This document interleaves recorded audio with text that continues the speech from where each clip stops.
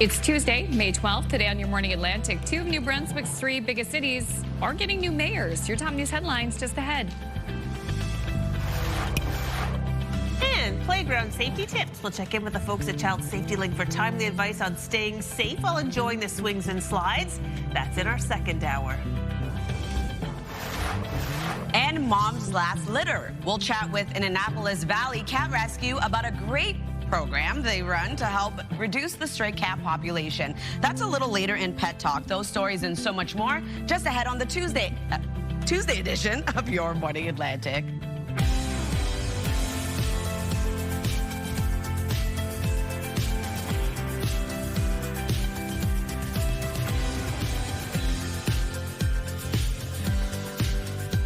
Good morning. Come on in, 6:01 on Tuesday, May 12th. We're glad you're here. Look who's back. All of us. The original Birthday band. girl. The birthday girl. The birthday, yeah, happy to be back. And it's the whole team back together again. I know. Nice to see you guys again. Nice to see you as well. Great to see you here. Look at that. We're almost midway through May. Midway through May, and which is wild. And happy belated Mother's Day. Thank you. Same to you too. I have to share a story. I was out for a run Sunday morning, and I see this trio of people running, towards me. They're going that way. I'm going this way, and I see it's Crystal's husband.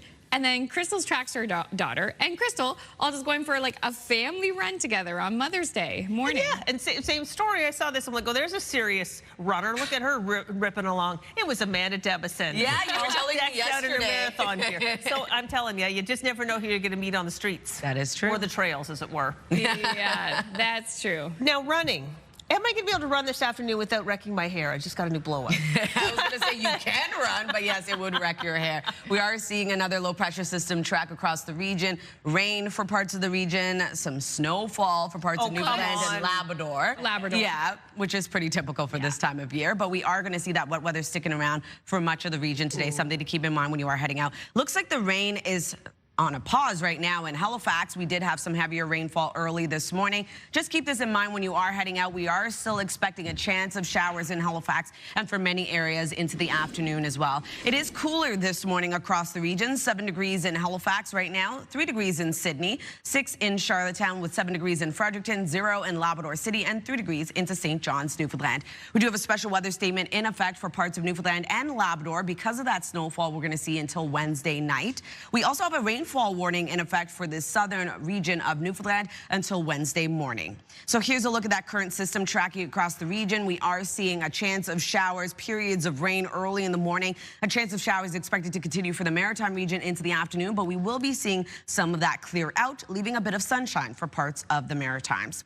If you're wondering about our wind forecast, it is going to be a bit breezy starting off the day, tapering off into the afternoon. As of right now, 28 kilometers per hour in North Cape and St. John, 20 into Lunenburg and Charlottetown. Wind gusts getting up to 39 kilometers per hour in St. John, New Brunswick, 30 in Charlottetown and Truro. We'll take a look at your long-range forecast just ahead, but first a look at your local news with Amanda. Thank you, Latavia. Two of New Brunswick's three biggest cities are getting new mayors. Sean Crossman is Moncton's mayor-elect after defeating Brian Murphy by just 294 votes.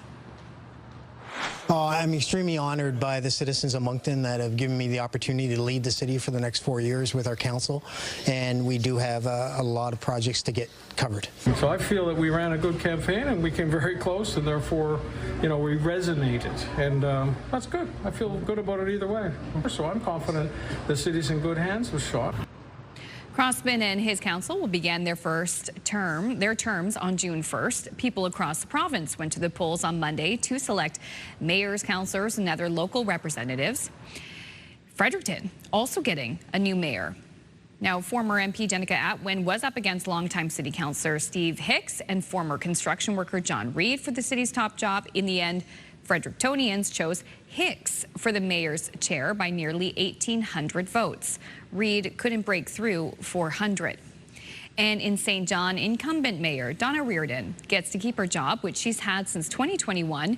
Councillor Barry Ogden was only about 1,200 votes behind, and veteran and barber shop owner Blaine Harris had the support of almost 4,700 St. Johners. To other news now, the price of gas is now above the $2 mark in Prince Edward Island. Gas increased by 1.1 cents. The minimum price now $2.01.1 a liter. Meantime, diesel dropped by 2.8 cents. The minimum price now $2.28.2 a liter. The prices in Nova Scotia and the prices in Nova Scotia and New Brunswick rather did not change. Nova Scotia's provincial Liberal caucus just expanded by 50% with the addition of a familiar face. Lunenburg West MLA Becky Druin has joined the Liberals, giving the party 3 seats in Province House. Druin has been sitting as an independent since leaving the governing PC caucus in the fall. She had been a cabinet minister but left over the government's leadership. She will be a critic of health, seniors and long-term care, among other items. She's also indicated that she'd like to run for the leadership of the party in the future. A man has been charged after firefighters in North Sydney responded to a rash of arsons over the weekend, 3 on the same street. Crews were called to Pepet Street shortly after 3 a.m. Saturday, where they faced fires at 3 different properties. In 2 cases, a vehicle was on fire and 1 spread to a backyard garage. The fire chief says his department also ended up dealing with a number of other unrelated fires on a very busy night. Having 9 fires in that time is unusual. We've had multiple fires, 2 and 3 at a time, maybe 4. But having 9 pretty much at the same time in the span of a couple of hours, that's a little bit unusual, especially that hour of the night, 3 o'clock in the morning.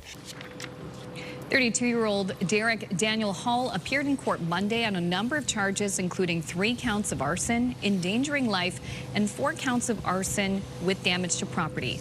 No one was hurt. After a certain amount of dread, the first few days of a new digital health record system are in the books in the Halifax area.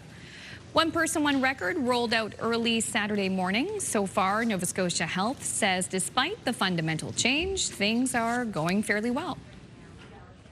Yes, it's hard. Yes, it's a big change. In terms of making change, it's hard. However, team members mentioning immediately to us that they are seeing the value and seeing how much easier it is to care for patients when information is so much more easily shared amongst team members. I think it's fair to say that staff committed lots of time to the training over the last months, and it's variable, but there certainly was a universal resolve to do as much preparation as people possibly could. The system should be in place province-wide by the end of next year. Fears of a shutdown of the Halifax grain elevator seems to have subsided, at least for now. Barley was being unloaded at the Halifax elevator Monday, which was without a lease at the end of last season. However, a new 2-year deal was signed with the Port of Halifax last week. This is a new customer we have that has a program where they're shipping barley from Prince Edward Island out into containers to Southeast Asia. If they had closed it, it wouldn't have, I don't think we could have afforded to grow soybeans without shipping to Halifax. It'd be a lot of money to truck to Montreal versus going to Halifax elevator. The grain elevator has been a fixture on the Halifax waterfront since 1924. These days, barley, wood pellets, and soybeans are the main exports. Finally, FIFA has pulled back the curtain on its limited edition jerseys representing host cities for the upcoming World Cup. But if you want to get your hands on one, just like the tickets, it won't come cheap. So 4 jerseys have been released so far with unique designs depicting Kansas City, Seattle, Boston, New York, and New Jersey. These new kits, which appear to still be available for all those cities and all sizes on the FIFA store website, will cost Canadian fans, are you ready for this? Any guesses? Too much. $200. Double, $515 each, plus shipping costs. And the website teases 12 more jerseys for host cities will be coming soon, and that will include the Canadian ones, Vancouver and Toronto. Well, that's fun. We get to see their jerseys too? Yes. Fun. Those will be released, but yeah, I mean, I guess it will be a very collectible item. Oh, for sure. Right? If you're a big fan, like You're a big fan. It's worth it. And you know what? And it's all about perspective. When you talk about our next item, that $500 for the jersey seems like a steal, okay? A rare blue diamond graded fancy vivid blue could sell for as much as $12 million. Yeah. So there it is, but it's a stone in the middle. Look at that. Whoa. Look at that. Do you say I do? I think you probably would at that point. You could sort things out 12 million later. times. Yeah, exactly. This is up for auction at Sotheby's in Geneva this week. Sotheby's says it's a practically perfect stone. Remember, talk about the blue one in the middle. It's a 6-carat stone, part of a collection of a number of blue diamonds going under the hammer in Switzerland this week. I like it. This is set in that kind of nest of other diamonds. Right? It's beautiful. Yeah, exactly. You're going to blind someone walking around with that. Exactly. What would you do with that? You definitely would have to take that off if you're going to go to the gym or do the dishes. Yeah. Exactly. You don't want that going down the sink. Oh my God. Actually, you'd probably get stuck. That's exactly. Yeah.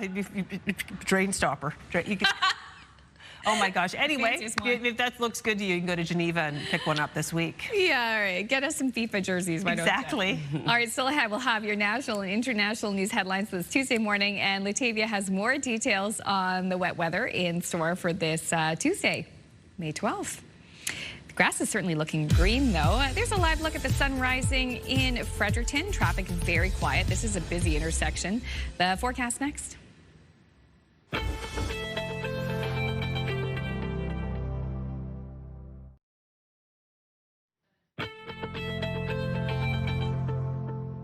Good morning and happy Tuesday, Atlantic Canada. The time now is 6:13. We're taking a live look at a cloudy start to the day over in Lunenburg. Looks like that rain has now ended. A bit cool to start, 8 degrees. We will be seeing a bit of sunshine before a chance of showers returns this afternoon. As of right now, it is 7 degrees heading outdoors in Halifax, 3 degrees in Sydney, with 6 currently in Charlottetown as well as into Fredericton, 2 degrees over in Happy Valley, Goose Bay, and 4 degrees starting off your day in St. John's, Newfoundland. We do have a special weather statement currently issued for parts of Newfoundland and Labrador. Until Wednesday night, we are expecting some snowfall at around 10 to 20 centimeters of accumulation. We also have a rain warning now issued for parts of southern Newfoundland. Until Wednesday morning, expecting around 40 to 60 millimeters of precipitation. So here's a look at our forecast. As of right now, we are seeing a bit of sunshine for parts of New Brunswick. Other than that, though, still dealing with periods of rain and or showers for parts of all 3 maritime provinces. For much of Newfoundland, looking at some wet weather starting off your day as well. And then into the afternoon, we start to see a bit of that wet weather clear out for parts of the maritime region, leaving some sunshine for the Tri-County area of Nova Scotia across much of New Brunswick. Still dealing with some wet weather, though, for Prince Edward Island and parts of Nova Scotia, and for Newfoundland, Labrador, looking at some wet weather as well. Into this evening, we start to see a bit of that precipitation transition over to periods of snowfall for parts of Cape Breton Island, parts of Newfoundland and Labrador as well. That will take us into Wednesday morning. We are going to see sunshine return for much of the maritime region. If you're wondering about snowfall totals, looking at around 2 to 10 centimeters for parts of Cape Breton Island, and only seeing around 2 to 5 centimeters to start for Wednesday morning for parts of Port aux Basques. Over to our rainfall outlook, we are going to see accumulation there for much of Nova Scotia, the heaviest being 10 to 20 millimeters. And then for Newfoundland, we are going to see those totals accumulate as well, looking at around 30 to 40 millimeters for parts of the province. For forecast today for New Brunswick, daytime highs will range from 9 to 13 degrees. Lots of sunshine, increasing cloudiness into the afternoon, seeing a mix of sun and cloud. We do have a chance of showers expected for Moncton, and pretty light wind across the province today. Prince Edward Island, daytime highs between 6 to 9 degrees. Rain starts off the day, transitions over to isolated showers. And then for Cape Breton, eastern Nova Scotia, for the most part, looking at periods of rain, transitioning over to a chance of showers into the afternoon. Daytime highs ranging from 5 to 11 degrees and wind gusts picking up to 50 kilometers per hour. For the rest of Nova Scotia, rain starts off the day, transitions over to showers, clears out, though, for the Tri-County area, leaving sunshine this afternoon. Daytime highs between 9 to 14 degrees and wind gusts of 40. For Labrador City, looking at a high of 4 degrees. We do have a chance of flurries throughout your day today. 8 degrees for St. John's, Newfoundland, looking at periods of rain throughout yours. For our forecast on Wednesday, lots of sunshine returns for all 3 maritime provinces. Still dealing with a wintry mix for Newfoundland and parts of Labrador. So that's a look at your weather forecast. Going to throw things over to Amanda. Thanks, Latavia. The Canadians who were aboard the cruise ship hit by a deadly outbreak of hantavirus are quarantining in British Columbia. That province's health officer says they had no direct contact with anyone infected on the ship. All 4 were and continue to be well and have no symptoms. Dr. Bonnie Henry says the 4 have been flown to Victoria and are isolating on Vancouver Island for at least 21 days. 2 are from the Yukon, 1 is from BC, and the 4th has ties to BC. A few others in Ontario, Quebec, and Alberta who may have had contact with anyone sick on the ship or on earlier flights are isolating and are being monitored as well. Stateside, police say the man who went on a violent shooting spree near Harvard University yesterday was on probation. A 46-year-old man is now in custody, and 2 people remain in critical condition. The gunman randomly opened fire on vehicles in his path on a busy highway in Boston. A bullet hole visibly shattered a postal truck windshield. More than 60 shots were fired on random cars. 2 men in their cars were hit, suffering life-threatening injuries. A state trooper and a bystander ran toward the shooter and took him down before police arrested him. U.S. President Donald Trump says the ceasefire with Iran is on life support. This after Washington rejected Tehran's response to its peace proposal. CTV's Joy Malbin has the latest. No deal, says President Donald Trump, calling Iran's counterproposal to Washington's peace plan stupid. After reading that piece of garbage they sent us, I didn't even finish reading it. The U.S. and Iran are at an impasse with traffic in the Strait of Hormuz effectively at a standstill, disrupting global supplies of oil and gas. The president is running out of patience, complaining about negotiating with Iran's fractured leadership. In Iran, they have the moderates that are dying to make a deal, and then you have the lunatics. They know how I feel. They can't have a nuclear weapon. Trump says Tehran agreed to hand over their enriched uranium 2 days ago, critical material that Iran could use to build a nuclear bomb. They said, you're going to have to take it. We were going to go with them. But they changed their mind because they didn't put it in the paper. And until the nuclear issue is dealt with, Israel's prime minister told CBS the war with Iran is not over. There's still nuclear material, enriched uranium that has to be taken out of Iran. There's still enrichment sites that have to be dismantled. With little trust on all sides, Tehran is demanding recognition of their sovereign right over the strait and an end to sanctions. Trump threatened to destroy Iran if it didn't open up that critical shipping route. They didn't, and he hasn't.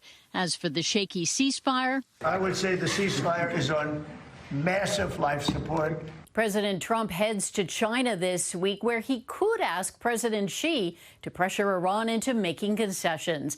Joining Trump, a delegation of tech leaders Beijing is eager to engage with, like Elon Musk and Apple's Tim Cook. CTV's Joy Malbin reporting in Washington. A new study reveals that mothers with endometriosis face a slightly higher risk of giving birth to babies with birth defects. CTV's Geneviève Beauchemin has more on that. Christina Kasparian has long battled debilitating pain linked to endometriosis. A delayed diagnosis wreaked havoc in my system, my nervous system, my immune system, my fertility, my career, everything. A few years ago, IVF led to what would ultimately be a failed pregnancy. But early on, Kasparian says she worried about the baby's development. Even from the very beginning, the 2 discussions of endo and pregnancy were like 2 separate worlds. But a new study funded by Ontario's Ministry of Health looked into links between endometriosis and the risk of congenital anomalies, including cleft palates or cardiovascular defects. The study found 6.3% of babies born to women living with endometriosis presented with an anomaly, as compared to 5.4% to other women. We're not trying to alarm anyone. The risks are still really low. It's just helpful for clinicians to maybe monitor these patients a little bit more. Experts say the study has limitations, but does provide insight on a disease that is underreported and often diagnosed too late.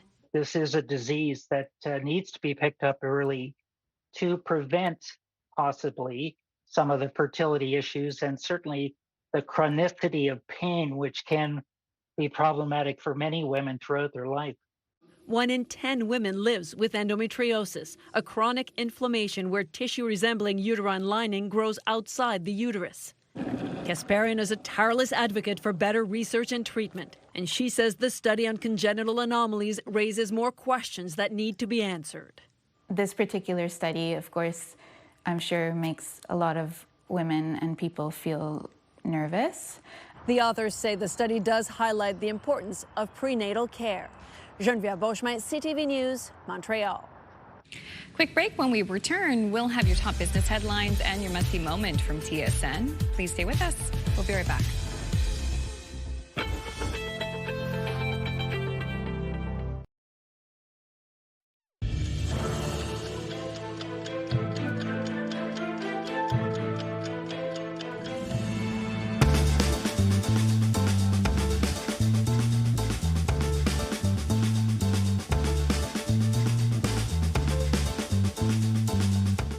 Welcome back at 6:25, and time now to check in with our friends at TSN Sports Center for today's must-see moment.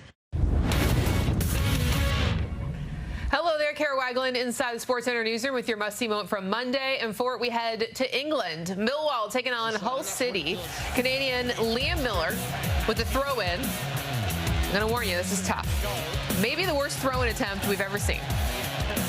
Yeah, tries to send it into the penalty area. And, yeah, just slipped out of his hands, I guess. He's called for a foul throw.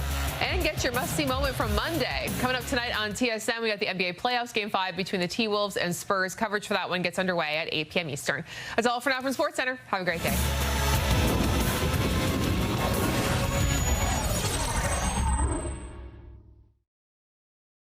This TSN must-see moment brought to you by J.R. Rahe's Furniture and Appliances. All right, taking a look at our 3-day forecast. Lots of sunshine across New Brunswick today with a high of 13 degrees. Climbing above seasonal to 17 on Wednesday. Sunny skies throughout the day. Chance of showers into the evening returns. And on Thursday, 16 degrees with a mix of sun and cloud and scattered showers expected into the afternoon. For Nova Scotia, starting off the day with periods of rain, transitioning over to a chance of showers before clearing for the southwestern region with a high of 10. 14 degrees on Wednesday, mainly sunny skies and evening showers. And then on Thursday, looking at 15 degrees, a mix of sun and cloud, evening showers yet again. Prince Edward Island cooled today, 6 degrees for your daytime high with isolated showers. 13 degrees on Wednesday with a mix of sun and cloud, warming up to 16 on Thursday, a mix of sun and cloud, showers into the afternoon.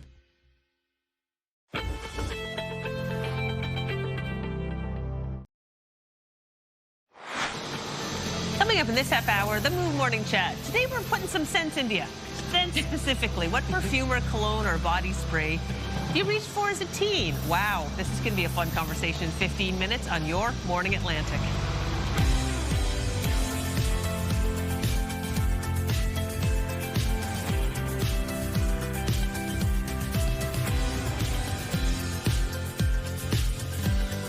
Gosh, maybe instead of the body spray, we should reach for the deodorant as a teen. Oh, gosh. Axe was everywhere in my high school. Yeah, me too. Oh, too yeah. much. Oh, I yeah. was like, too much. Oh, you know that with the sensitive environments, like the Axe body spray is not going to cut it. Oh, no, not at all. I remember BO and Axe. Like it didn't work. Yeah, it's very specific sense when you walk into any kind of school. There's sort of like apples and sort of that brown paper that lunch bags are, right? Mixed with sweat, Cotton candy and BO, exactly. marshmallows. Oh yes. Oh my gosh. Anyway, fun conversation on the way for sure. Okay, weather-wise today, I was a little surprised when I heard it raining once again and stepped outside, and yet for sure it was raining again. I know, another wet start to the day. Yeah. Listen, the grass is so green. Isn't it right lush now? carpet? It's like being in Ireland. It's great. It's true, and yeah, it almost makes you want to take your shoes and socks off and just kind of walk around when it's so soft and lush. Oh like yeah, that. I can't lie. I've just gotten into gardening, so seeing the rain, I'm like, water my baby. It's true. Or for all of you out there who just planted grass seed, this rain is a gift. Right. Yeah. Absolutely. Yeah, it for sure it has its place. Don't worry, sunshine will return. For parts of the region, they'll be seeing sunshine a little bit later on today. For much of the Maritimes, that's a tomorrow thing. Okay. Tomorrow. Yes. Okay. So just be prepared. Today is a bit of a wet day ahead. We are seeing periods of rain, like Crystal mentioned early this morning for parts of the region. Here's a live look at Peggy's Cove. Doesn't seem like it's raining over there at this time, but a cloudy and cooler start to the day for much of the region. As of right now, it is 7 degrees in Halifax, cooler in Sydney at 3, 6 degrees in both Charlottetown and Fredericton, 5 degrees over in Cartwright, and 4 degrees over in St. Anthony. Here's a look at the special weather statement currently issued for both parts of Newfoundland and Labrador until Wednesday night. We also have a rainfall warning in effect for parts of southern Newfoundland. Here's a look at the system currently tracking across parts of Atlantic Canada. Periods of rain early this morning will taper off to a chance of showers for parts of the region, seeing clearing into the afternoon for the southern region of Nova Scotia and across New Brunswick. Here's a look at the current wind across the Maritime region. A bit breezy to start, will become lighter for much of the Maritimes later on. As of right now, it is 30 kilometers per hour in St. John, New Brunswick, 28 in North Cape, 20 kilometers per hour in Moncton, Lunenburg, and Grand Etang. Wind gusts getting up to 46 in St. John and 31 in Grand Manan. We'll take another look at your forecast just ahead, but first a look at your local news with Amanda. Thanks, Latavia. The books have closed on another round of municipal elections in New Brunswick. Voters were being asked to choose who will run 77 municipal councils throughout the province. And heading into the vote, a couple of key races were wide open and closely watched, including Moncton and Dieppe. CTV's Derek Haggett reports. Congratulations, Mr. Mayor. Good stuff. Be there for you in any way. It was expected to be close, and it certainly was. Sean Crosman is Moncton's mayor-elect after defeating Brian Murphy by just a few hundred votes. I'm extremely honored by the citizens of Moncton that have given me the opportunity to lead the city for the next 4 years with our council, and we do have a lot of projects to get covered. Murphy was mayor of Moncton from 1998 to 2004 and said he wanted the position again because he didn't like what he'd seen on the past council. And so I feel that we ran a good campaign and we came very close, and therefore, we resonated. And that's good. I feel good about it either way. So I'm confident the city's in good hands with Shaw. City Councillor Charles Legere had a strong showing and finished third, while Jeffrey McCluskey was a distant fourth. Frontrunners Crosman and Murphy a bit taken back by how close of a call it was. Surprised in the three-way split. We did not see that. The polling did not address that. Very surprised, quite honestly, but very, very happy. Murphy conceded defeat before 10 p.m. A classy move, said the mayor-elect. Yeah, I thought that was very gentlemanly of him, very kind of him to do that, and that is what we call respect. Crosman and his council will begin their terms on June 1st. Derek Haggett, CTV News, Moncton. Thank you, Derek. Fredericton also getting a new mayor. Frederictonians chose longtime city councillor Steve Hicks for the mayor's chair by nearly 1,800 votes. Former MP Jenica Atwin came in second, and construction worker John Reed couldn't break through 400 votes. In St. John, incumbent Mayor Donna Reardon gets to keep her job, which she's had since 2021. Councillor Barry Ogden was only about 1,200 votes behind, and veteran and barber shop owner Blaine Harris had the support of almost 4,700 St. Johners. To other news of the morning, price of gas is now above the $2 mark in Prince Edward Island. Gas increased by 1.1 cents overnight. The minimum price now $2.01.1 a liter. Meantime, diesel dropped by 2.8 cents. The minimum price now $2.28.2. Prices did not change in Nova Scotia or New Brunswick. Well, Sunday was a historic night in Halifax when the Thunderbirds advanced to the National Lacrosse League final for the first time since the franchise moved here in 2019. And as CTV's Brianne Foley shows us, the T-Birds' success is good for fans and local businesses. Here's Terrafeco. Should they score? It took all three games in the semifinals, including a disappointing 21-10 loss Saturday night, but the Halifax Thunderbirds punched their ticket to the NLL playoffs to take on the Toronto Rock. We've been a strong team for a long time, making the playoffs, home playoff game, semifinals, now semifinal win, and we're in the finals, and we're hoping to kind of go all the way this year. Coming into playoffs as the 8th and lowest seed, no one but the city around them and the team itself gave them much of a chance. Years they've had a really good team all along, so they're finally getting the final they deserve. It's super exciting. We're excited for the players, but we're also really excited for the fans and just what this means for our community. As far as businesses are concerned, it's Go Birds Go. It was great. For us, it's really busy nights that day. We try to support the fans also, doing a special future for them. So every night they play, we have a special future for them. They drive us to compete, to push through, tired, beat up, whatever it is, they just continue to stand behind us and keep us going. And the standing ovation there at the end of the third quarter, heading into the fourth quarter, was just an electric kind of goosebumps moment, chills down your back of how much they believe in us, how bad they want it. The best of 3 series faces off Friday in Hamilton before coming to Halifax Sunday. And already the hottest lacrosse ticket in Nova Scotia is 60% sold out, according to Events East. Brian Foley, CTV News, Halifax. Thank you so much, Brian. What an exciting time to be a Thunderbirds fan. No kidding. Oh my gosh, what an opportunity. There's still, probably since that story ran last night, that some of the tickets have been sold, but there's still tickets available, which is the takeaway from that. Yeah, Very exciting. I love Crystal's quote that she always has. There's always room on the bandwagon. Oh yeah, basically, for sure. If you haven't hopped on There's a seat right beside me available. I'm very excited about the team. So excited. It's the number 6 and the number 8 seed facing off. The T-Birds could take this whole thing. Yeah, that's they could really just exciting. win the whole thing. Yeah, this is incredible. Okay, you know what else is great? A contest. One where you can win $20,000 is especially wonderful. So wake up and win with CTV Your Morning. We could pay your bills with a massive $20,000. Imagine what you could do with that money. I bet you've got some great ideas. So to enter, head to the contest page at ctvatlantic.ca or scan the QR code you're just about to see along with today's code word. It's expense. Plenty of those these days. My, the $20,000 would help. So just enter. It's very, very simple. It takes about 2 seconds. Every single day we'll have a new code word and another chance to win. All right, still ahead, we're going to head to Hollywood for your entertainment headlines on this Tuesday morning. But before that, it's the Move Morning Chat. We're asking, did you have a signature scent as a teenager? Or was there maybe a signature scent that, boy, everyone in your class seemed to wear? We'll have that conversation up next.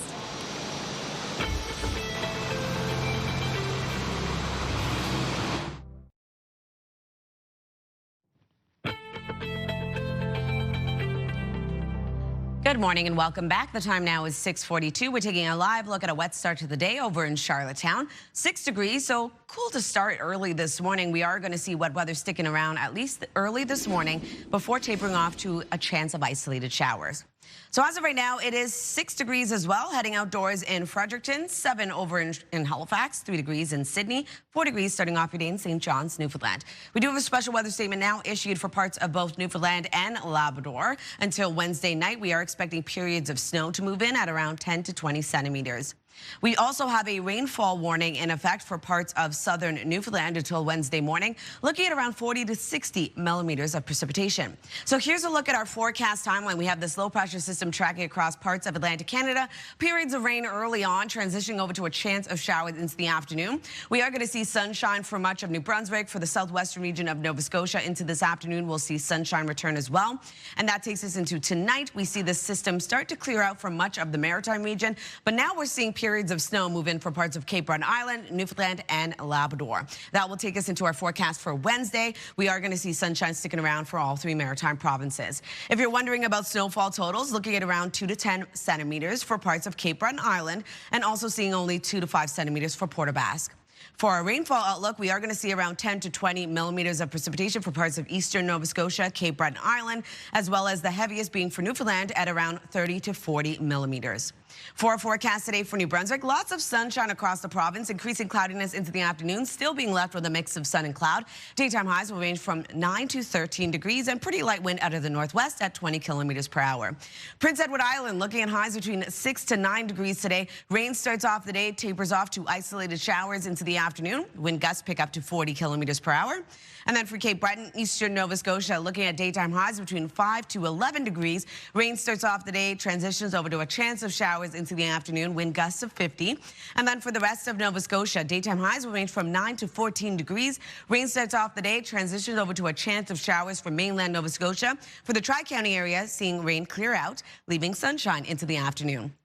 For Labrador City, a high of 4 degrees today. We do have scattered flurries throughout your day. 8 degrees for St. John's, Newfoundland, looking at rain throughout yours. So Wednesday's forecast, sunshine for all 3 maritime provinces. Temperatures start to rise above seasonal for parts of the maritime region. Newfoundland and Labrador dealing with periods of snow and a mixed precipitation for Newfoundland. And then into our forecast for Wednesday night, we see showers return for parts of the maritime region. Takes us into Thursday's forecast. We will be seeing some sunshine, but also a chance of showers returns for parts of the maritime region. That's a look at your weather forecast. Going to throw things over to the Move Morning Chat.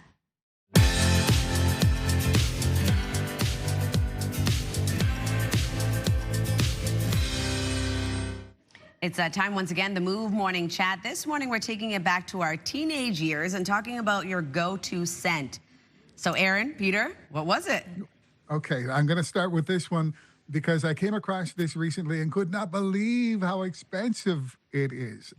It's from Chanel. It was a scent called Antaeus that I used in high school and all through university, and boy, I thought I was something at the time. But I think it was probably like $20 or something at the time, which, you know, again, would have been fairly expensive. But right now, it's $170 for a little bottle. Let me read you the notes from the side of the packaging, okay? Antaeus. The lasting scent is a deep, sensual, and slightly musky blend of leather, sandalwood, and oak moss. Wow. What? Yikes. Wow. No idea what oak moss is, but I loved that back then. I'm not using it anymore, though. You were a fancy teenager because I had no Chanel when I was a teenager. And actually, I was in a big box store the other day, and I saw a body spray that was my teenage years to a T. I did not know they still sell it. Do you guys remember the bottle of Calgon? And you could get like Hawaiian ginger or the marshmallow scent. That is like my childhood in a bottle. I think it's like $8 to get that bottle. But when I was a teenager, you would just douse your clothes. And like the smell of it, now I sprayed it. And it smelled exactly like my teenage years. So, yeah, I'm glad to leave that one behind. I think a lot of the ones we wore as teenagers were glad to leave behind. A lot for me was either like Britney Spears or Juicy. I was definitely wearing Juicy Couture a lot. In my later years, my favorite Chanel perfume is called Beige.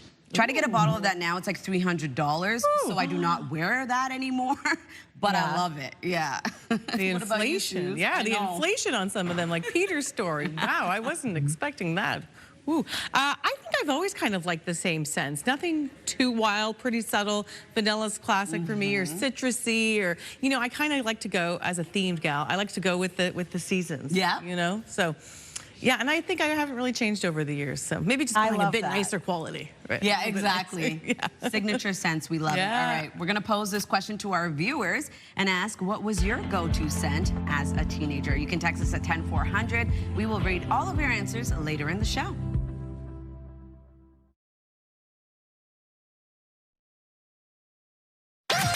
The #1 morning show in Halifax. Turk, Megan, and Amateur Alex. And home to the biggest artists. Halifax's #1 hit music station. 101.3 Virgin Radio.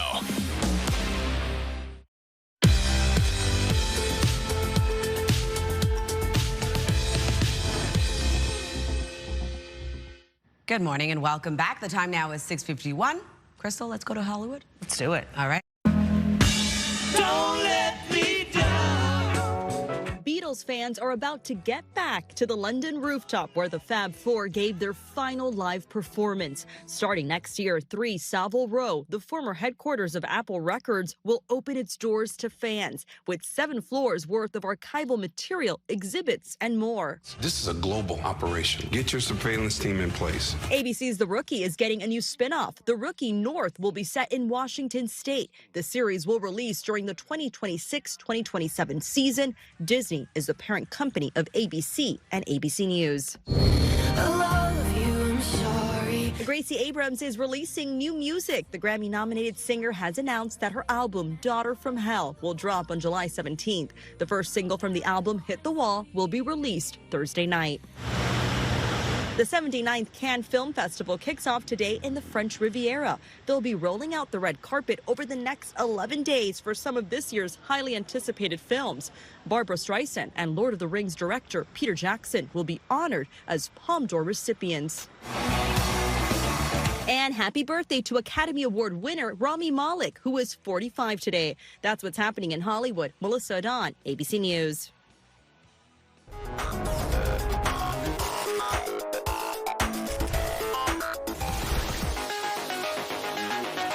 Woo, a new fancy graphic, which is perfect because it's going to take us to McDonald's. Brianne Foley, lucky enough to get to quench her thirst off-site today. Oh, yeah. All right, let's see what Brianne has in store right now. We're here at McDonald's on Lacewood Drive in Halifax, and I'm joined by McDonald's Canada franchisee Andrew Healy. Andrew, thank you so much for having us. Thanks for coming by. Good morning. Good morning. Okay, so exciting new things happening for McDonald's Canada. What has just been announced? So we are officially in our new beverage area. We've got our biggest launch ever of new drinks, and we've got a ton of new options heading into the summer with new crafted sodas, refreshers, and a big relaunch of our iced coffee. I must say, this all looks amazing. Like, I can't wait to try these. I know I do have to wait to try them. But what are the different categories and flavor lineups of this new drink era? Yeah, so we've got three. We've got our new McCafe refreshers, we've got our McCafe crafted sodas, and as well as our new McCafe Cloud iced coffee. Ooh, okay. You've intrigued us. Why is it so important for McDonald's Canada to have these different options for people? So with our McCafe brand, we've always been big with Canadians with coffee, and they know they can trust us for a great cup. So this is a bit of an extension of our McCafe brand, but providing a new occasion for guests to come in. So we've talked about, our refreshers and crafted sodas, which, in the summer, it's perfect. You're going to the lake, going to the beach. It's it's a perfect occasion. Maybe you're not coming in for a Big Mac. You're going to come for a drink and have that visit in the middle of the afternoon or the evening when you just want a little bit of a treat. We love it. All right, well, we will be right back. We're going to check in with us again a little bit later in the show, and I can't wait to try these. Thank you, Brianne. Happening now in local news, two of New Brunswick's three biggest cities, Moncton and Fredericton, are getting new mayors. This after people across the province went to the polls on Monday to select mayors, councillors, and other local representatives. Plus, the price of gas is now above the $2 mark. In Prince Edward Island, gas increased overnight by 1.1 cents, bringing the minimum price to $2.01.1 a litre. Plus, the fees to open a patio in Halifax can be quite steep for restaurant owners, but the city's mayor is hoping to change that. We'll have those stories coming up next in your local news headlines at the top of the 7 o'clock hour. But first, it's a look at the 3-day forecast with Latavia. Thanks, Amanda. Starting off in New Brunswick, below seasonal daytime high today of 13 degrees. Lots of sunshine with increasing cloudiness into the afternoon, but still being left with a mix of sun and cloud. On Wednesday, above seasonal, 17. Lots of sunshine across the province. We do have a chance of showers returning into the evening, though. And then on Thursday, 16 degrees, starting off the day with some sunshine, but also seeing scattered showers return. For Nova Scotia, cooler today. 10 degrees is your daytime high. Looking at periods of rain. We'll transition over to scattered showers into the afternoon. For the Tri-County area, seeing showers clear out, leaving sunshine. And then on Wednesday, 14 degrees with mainly sunny skies. We do have showers returning into the evening. And on Thursday, much of the same, 15 degrees with a mix of sun and cloud and evening showers. Prince Edward Island, cooler today for our daytime high at 6 degrees with isolated showers across the island. On Wednesday, a mix of sun and cloud with a high of 13. Above seasonal at 16 on Thursday, a mix of sun and cloud, isolated showers.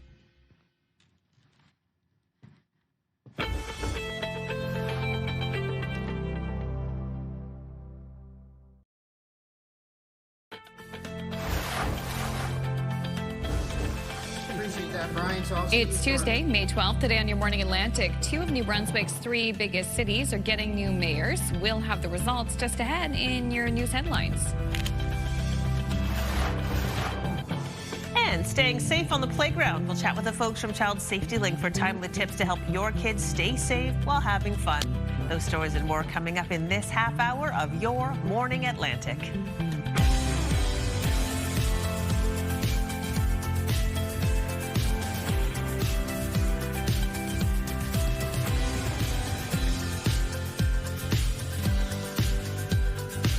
Good morning, Atlantic, Canada. Thank you so much for joining us. The time now is 7 o'clock, a whole hour done, but lots more to come. Exactly. Yes. I'm excited about the playground safety. I do love a good playground. Do you guys like playgrounds? I love playgrounds. I love going on the swings. It's so fun, especially when you have kids. It's an excuse to go over there. Exactly. Yes. There's always new innovations in playgrounds. 100%. And it's funny because you become kind of like a playground connoisseur for your area, right? Yes. You're like, I love this one because it's very, especially when your kids are different ages, right? Yeah. And I know when you're a child, and our child in particular too, if we're driving around, he will spot a playground. Yeah. From far away. And he's like, do we have time to like go check this place out? It's like, so fun yeah, to it's have like a new playground. It's like an adult with a new coffee shop. I am intrigued by the playground that I don't know who went, maybe Brian went last week when I was off, but there was that little kind of piece of plastic that bends just so that you jump on, that those kids are jumping on there. I'm like, I need to try that. Right? I need to give that a go. Much better than those metal slides that we used to have when we were kids. There might be a few of them around, but yeah, when the sun would beat down on it, it gets so hot. Oh, I can't believe you're in shorts. Even go down them. Yeah, with shorts on. Especially. Oh yeah.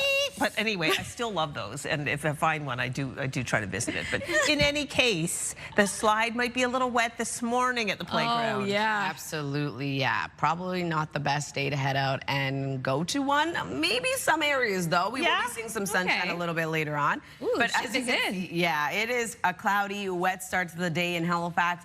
Keep that in mind when you are heading out. Don't forget your rain gear. We are seeing some wet weather tracking across parts of Atlantic Canada today, and a bit cooler to start your day. 7 degrees in Halifax, 4 in Sydney, 6 degrees in Charlottetown and Fredericton, 2 degrees over in Happy Valley, Goose Bay, and 5 in Corner Brook. We do have a special weather statement now issued for parts of Newfoundland and Labrador as we expect periods of snow Wednesday night. We also have a rain warning in effect for parts of southern Newfoundland. So here's a look at the current system. We're dealing with periods of rain early this morning for parts of Atlantic Canada, tapering off to a chance of showers for the Maritime region into the afternoon, but for some, we will be seeing some clearing, leaving a bit of sunshine. If you're wondering about our wind forecast, starting off a bit breezy, will taper off into the afternoon as well. As of right now, 28 kilometers per hour in North Cape, 30 into St. John, New Brunswick, with 24 in Sydney, 22 in Halifax. Wind gusts getting up to 46 in St. John, New Brunswick, 33 in Halifax, and 31 in Grand Manan. We'll take another look at your weather coming up, but first a look at your local news with Amanda. Thank you, Latavia. 2 of New Brunswick's 3 biggest cities are getting new mayors. Sean Crossman is Moncton's mayor-elect after defeating Brian Murphy by just 294 votes. I'm extremely honored by the citizens of Moncton that have given me the opportunity to lead the city for the next 4 years with our council, and we do have a lot of projects to get covered. So I feel that we ran a good campaign and we came very close, and therefore, we resonated, and that's good. I feel good about it either way. So I'm confident the city's in good hands with Sean. June 1st, people across the province went to the polls on Monday to select mayors and councillors and other local representatives. Fredericton also getting a new mayor. Frederictonians chose longtime city councillor Steve Hicks for the mayor's chair by nearly 1,800 votes. Former MP Jenica Atwin came in second. Former construction worker John Reid couldn't break through 400. And in St. John, incumbent Mayor Donna Reardon gets to keep her job, which she's had since 2021. Councillor Barry Ogden was only about 1,200 votes behind, and veteran and barbershop owner Blaine Harris had the support of almost 4,700 St. Johners. Price of gas now above the $2 mark in Prince Edward Island. Gas increased overnight by 1.1 cents. The minimum price now $2.01.1 a liter. Meantime, diesel dropped by 2.8 cents. The minimum price now $2.28.2 a liter. Prices did not change in Nova Scotia or New Brunswick. As they ease into patio season, cool, rainy weather hasn't been doing bar and restaurant owners in Halifax any favors. And if that wasn't bad enough, a business support group says Halifax businesses pay some of the highest permit fees in the Maritimes. CTV's Jesse Thomas has more. It's not quite patio weather in Halifax today. The light drizzle will keep these sidewalk tables empty, but on a nice day, they'll be packed. However, setting them up isn't cheap. Restaurants and bars have been through a pretty rough time economically lately. Of course, with inflation and the cost of everything going up, we're hearing in the mayor's office every day from restaurants that are having a difficult time with prices. Mayor Fillmore is asking council to support a review of the permitting fees. It costs on average $1,000, which Fillmore says is expensive compared to other jurisdictions. And when you're trying to make your mind up about whether or not to put that patio out for the summer, whether or not to hire an extra 3 or 4 people to run that patio, that kind of fee becomes important. This carpenter is building a street-side patio outside this downtown Turkish and Mediterranean restaurant. Materials alone will cost the owner thousands of dollars up front, even before the permit fee is factored in. This patio, 46 by 23, around 6,000, something like that, yeah. $6,000? Yeah, $6,000. The owner of this Irish pub says while $1,000 isn't insignificant, he says there's a cost to doing business, and he doesn't want to see municipal services cut back either. I always say I'd be happy to pay my fee and continue to have reliable transit and fixed potholes and good bike infrastructure rather than, saving a couple $100 a year. Halifax brings in nearly $65,000 annually from its sidewalk patio permitting program. The city issued nearly 70 licenses last year and have so far issued 11 permits this year. Council will debate the motion Tuesday. Jesse Thomas, CTV News, Halifax. Thank you, Jesse. Finally, YMCA branch here in the Maritimes is celebrating a major milestone. The Y of Cape Breton is marking its 140th anniversary. The branch first opened on the island in 1886. A crowd came out to the Frank Rutterham YMCA in downtown Sydney, where the branch has been located since the early 20th century. Historical photos from the past 140 years were on display, and people reflected on the impact it's made over that time. And hear the impact from our early beginnings here on Charlotte Street in the early 1900s to our response and helping World War I to Canadian troops, serving 600 meals a day at the time, then eventually growing and delivering more educational and physical activity programming. Camp Bereshaw in Boysdale we offered for 60 years, and just the evolution of the YMCA over the past 140 years. Yeah, and of course, you gotta have the cake. Free passes day passes were also offered at the Sydney and Membertou locations of the Cape Breton branch as well. And if you missed the conversation, Crystal, you got details on this on the show yesterday. Yes. Sabrina. Sabrina was delightful and really wonderful how the organization has grown and then evolved to meet the needs of the community. Exactly. Like the 600 meals at wartime, and then they changed to offer programming as the population changes and needs change. Yeah, I know. To last, 100 years, but 140? I know. Incredible. Very quickly as well, a sheet cake, a delight. I would like a corner piece, please. Yes, please. Extra icing. Exactly. All right, you can buy a lot of sheet cakes if you win our contest. We want to tell you how you can do so right now. Wake up and win with CTV Your Morning. We could pay your bills with a massive $20,000. Imagine what you could do with an extra 20 grand. Oh, the possibilities endless. Enter the contest by going to the contest page at ctvatlantic.ca or scan the QR code you're about to see. Enter today's code word expense along with a little info. It'll take you 2 minutes, and then you're in to win. And we get another chance tomorrow. And then every day we're on air until the contest ends a little later on. All right, looking forward to that. Okay, still ahead, we have your national news headlines on this Tuesday, and Latavia has the latest look at the Tuesday forecast. A bit more wet weather for some of us before we see more widespread sunshine tomorrow. Looks like calm conditions if you're traveling to or from light. PI. Real light. Very light this morning.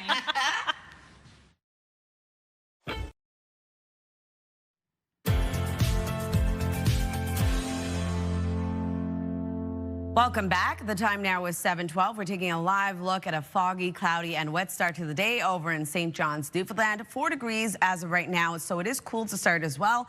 We are going to see rain throughout the day today, so keep that in mind when you are heading out on an early morning commute. As of right now, it is 4 degrees as well in Sydney, 7 starting off your day in Halifax with 6 degrees in Charlottetown, 5 degrees currently in Fredericton with 0 in Labrador City, and 5 degrees over in Gander. A special weather statement has been issued for both parts of Newfoundland and Labrador as we do have snowfall headed your way. This will be lasting until Wednesday night, looking at around 10 to 20 centimeters of accumulation. We also have a rainfall warning in effect for parts of southern Newfoundland until Wednesday morning, expecting around 40 to 60 millimeters.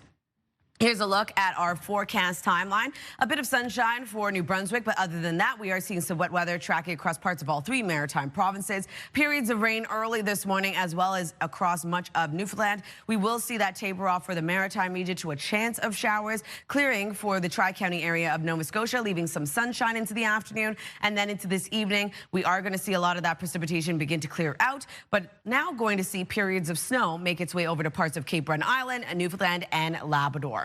So if you're wondering about snowfall totals, looking at around 2 to 10 centimeters of accumulation for parts of Cape Breton Island. Also going to see around 2 to 5 centimeters for Port aux Basques. For our rainfall outlook, we will see accumulation across parts of Nova Scotia at around 10 to 20 millimeters at its heaviest. And then for Newfoundland, the heaviest being 30 to 40 millimeters. For a forecast today for New Brunswick, lots of sunshine across the province. Daytime highs will range from 9 to 13 degrees. Lots of sunshine, increasing cloudiness, still being left with a mix of sun and cloud. For Prince Edward Island, highs between 6 to 9 degrees. Periods of rain start off the day, becoming isolated showers into the afternoon. Wind gusts will pick up to 40 kilometers per hour. And then for Cape Breton, eastern Nova Scotia, looking at rain, tapering off to showers into the afternoon. Daytime highs will range from 5 to 11 degrees, wind gusts of 50. For the rest of Nova Scotia, looking at rain that transitions over to a chance of showers for mainland Nova Scotia. For the Tri-County area, seeing showers clear out, leaving sunshine this afternoon. Highs will range from 9 to 14 degrees. For Labrador City, looking at a chance of flurries throughout your day with a high of 4. 8 degrees for St. John's, Newfoundland, looking at periods of rain. For our forecast for Wednesday, sunshine returns for all three maritime provinces, holding on to some periods of snow for parts of Labrador. Newfoundland looking at a bit of a wintry mix. Wednesday night, a chance of showers does return for parts of the maritime region. That takes us into early Thursday morning. We will be seeing some showers remain for parts of New Brunswick. Other than that, though, sunshine returns for much of the region. So that's a look at your weather forecast. Going to throw things over to Amanda. It's time for your campfire conditions report, brought to you by Pine Acres RV, where customers become friends. And for the province of New Brunswick, it is currently open to both Category 1 fires as well as campfires. For the province of Nova Scotia, campfires and Category 1 burning is currently permitted between the hours of 2 p.m. and 8 a.m. And the province of Prince Edward Island is currently open to campfires, with domestic Category 1 brush burning restricted to the hours of 2 p.m. to 8 a.m. Remember, as well as checking in on provincial restrictions, to check in on any municipal restrictions or bylaws before having a fire. For your campfire conditions report, I'm meteorologist Kaylin Mitchell. International news now. The Canadians who were aboard the cruise ship hit by a deadly outbreak of hantavirus are quarantining in British Columbia. That province's health officer says they had no direct contact with anyone infected on the ship.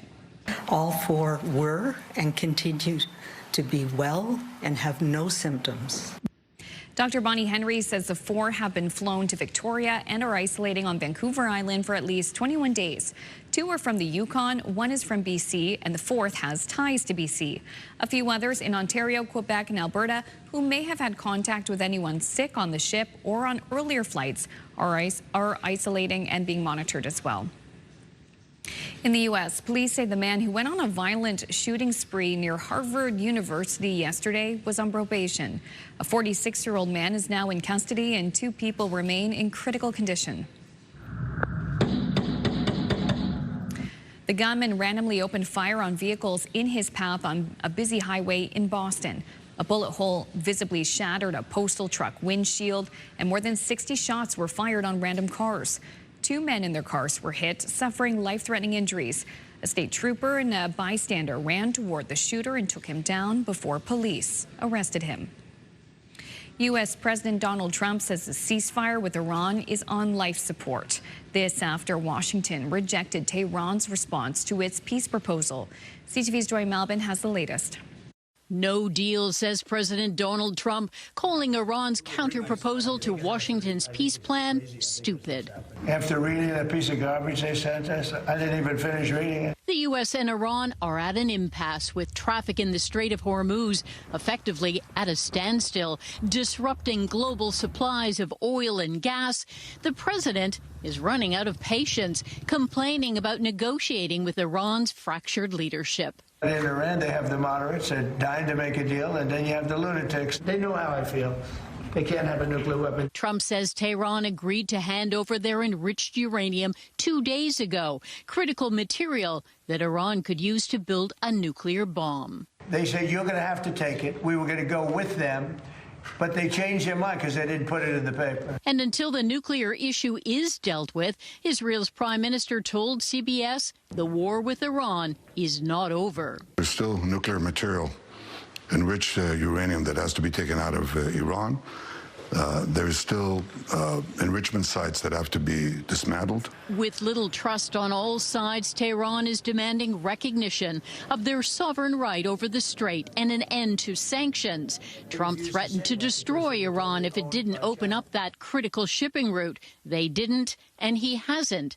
As for the shaky ceasefire, I would say the ceasefire is on massive life support. President Trump heads to China this week, where he could ask President Xi to pressure Iran into making concessions.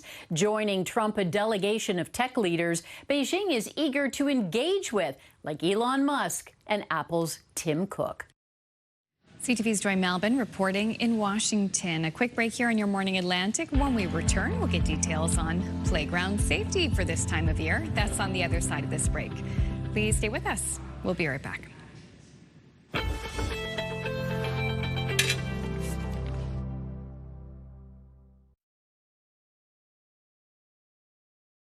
Move Mornings with Aaron and Peter. Weekday mornings on Move 100. The most fun in the morning. And home of the $1,000 minute. Only on Move 100 Halifax.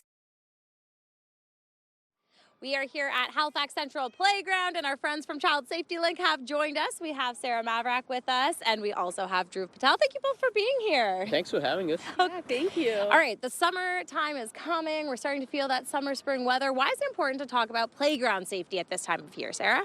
Yeah, on a beautiful day like today, we want to encourage kids to get outside and play at the playground. It's a great way to stay active and build social skills, but we want to keep safety in the conversation. We know that falls are the leading cause of injuries at playground, and they're often more serious, like broken bones or head injuries. So we want to give some tips to prevent those today. All right, so what should we looking out for? Yeah, there's typically 3 things that we want to tell parents or caregivers. The first is the surface under the playground. You want to look for soft surfacing like wood chips or rubber matting, because this helps absorb the impact like a fall. Things like concrete or hard dirt are more likely for a child to get injured. All right, so then what's the number one thing parents should be looking out for? Right, that's a great question. And I think the number one thing that parents and caregivers or adults should be looking for when they're supervising their kids is active supervision. Well, this allows you in helping your kids in making sure that they are playing safely using the playground equipment. When the things get too risky, you can intervene in very quickly. This is especially very important for younger kids when they're trying new and challenging activities. While it is important to make sure that you are actively supervising them, it is also important to not join them on playground equipment, because that can in turn increase the risk of injury for your child. An example for this could be you going down on the slide with your kid or holding the kids when they're using the swing. And what are some of those things that parents might not necessarily consider? Right, and this one is the one that often surprises people a lot. And the number one thing is clothing. So drawstrings, scarves, loose clothing, this can cause strangulation risk for your kid. So you got to make sure that you're removing them before kids start playing. Or even better, when you're preparing to go to the playground, don't wear them at all. And it is also important to make sure that when kids go to playground, backpacks need to come off. And the other important thing is surfaces. You got to always inspect them in our ever-changing weather. A really hot metal slide can cause burns to your kid's skin, and it can be wet after a rainy day. So it's important that you check the surfaces. Absolutely, and definitely a great way to stay safe, especially as we get to enjoy some of this beautiful sunshine. Sarah, thank you so much for being here. Thank you for having us. And thank you so much, Dhruv. Thank you so much. Taking a look at our 3-day forecast yet again, 13 degrees today, lots of sunshine across the province, 17 on Wednesday, sunny skies with evening showers, and then on Thursday, 16 degrees starting off the day with sunshine, but we do have scattered showers into the afternoon. For Nova Scotia, 10 degrees today, periods of rain transitions over to a chance of showers. For the Tri-County area, seeing sunshine into the afternoon. 14 degrees on Wednesday, sunshine across the province, evening showers. And then on Thursday, I don't know why I'm saying Sunday, Thursday, 15 degrees. A mix of sun and cloud, evening showers. Prince Edward Island, 6 degrees today, isolated showers. Sunshine on Wednesday with a high of 13. 16 on Thursday, a mix of sun and cloud, isolated showers into the afternoon.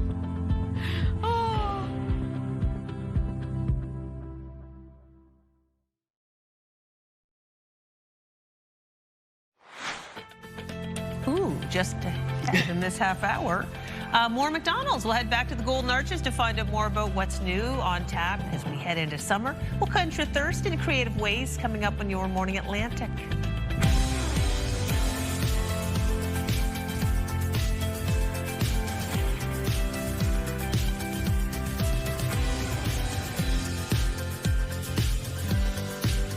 Good morning, Atlantic, Canada. At 7:30 on your Tuesday morning, May 12th. Thank you so much for joining us. We got the gang back together. We do. But don't you guys are back to your old tricks. My favorite old tricks. Looking ahead to the long-range forecast. It is going to bring nothing but heartbreak. If there's something amazing, then you're disappointed when it doesn't show up. Absolutely. Well, we have the Blue Nose Marathon coming up this weekend, so always kind of looking to see what the long weekend brings. We just had a very different reaction to Sunday's forecast. It's supposed to be warmer and sunnier on Sunday than we thought, although that could totally change as That's what I said. It is early, but yeah, temperatures are expected to jump right up on Sunday and Monday. Yeah, Latavia's like, oh my gosh, it's going to be beautiful on Sunday. And I said, what do you mean it's going to be beautiful on Sunday? Normally I'd welcome like sunshine. But if you're running in that, no. For sure. Well, don't forget for me, if I'm doing the 10K this year, that's on the Sunday too. I usually run on the Saturday for the 5K. And kids races. I think we have a track meet Sunday afternoon too. The first hot day, not great. Any hoodle doodle. We'll see what happens on Sunday. This is a very rare reaction.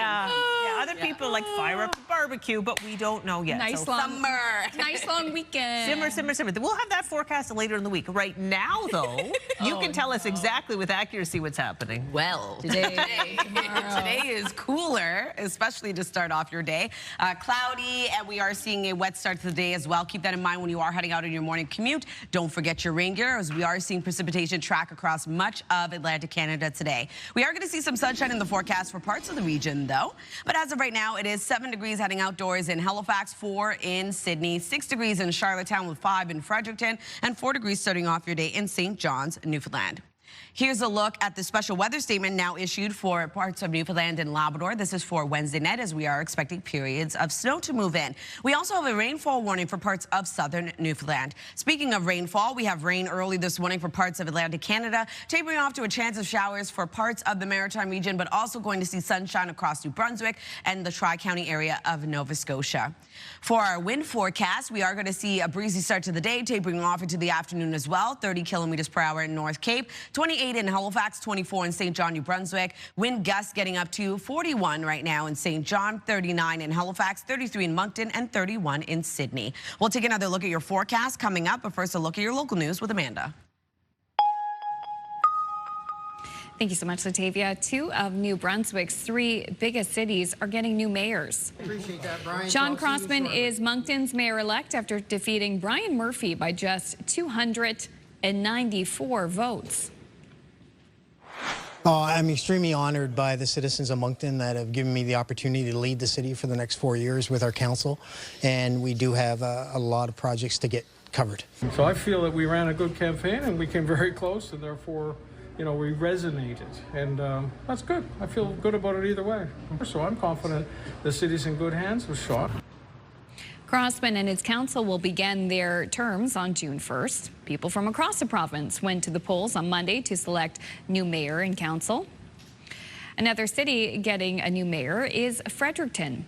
Frederictonians chose longtime city councillor Steve Hicks for the mayor's chair by nearly 1,800 votes. Former MP Jenica Atwin came in second. Former construction worker John Reid couldn't break through 400. And in St. John, incumbent Mayor Donna Reardon returns to the job, which she's had since 2021. Councillor Barry Ogden was only about 1,200 votes behind, and veteran and barbershop owner Blaine Harris had the support of almost 4,700 St. Johners. To provincial politics in Nova Scotia now. Nova Scotia's provincial Liberal caucus just expanded by 50% with the addition of a familiar face. Lunenburg West MLA Becky Drouin has joined the Liberals, giving the party 3 seats in Province House. Drouin has been sitting as an independent since leaving the governing PC caucus in the fall. She had been a cabinet minister, but left over the government's leadership. She will be a critic of health, seniors, and long-term care, among other items. She's also indicated she'd like to run for the leadership of the party in the future. Price of gas is now above the $2 mark in Prince Edward Island. Gas increased by 1.1 cents. The minimum price now $201.1 a liter. Meantime, diesel dropped by 2.8 cents. The minimum price now $228.2. Prices did not change in Nova Scotia or New Brunswick. A man has been charged after firefighters in North Sydney responded to a rash of arsons over the weekend, 3 on the same street. Crews were called to Pepet Street shortly after 3 a.m. Saturday, where they faced fires at 3 different properties.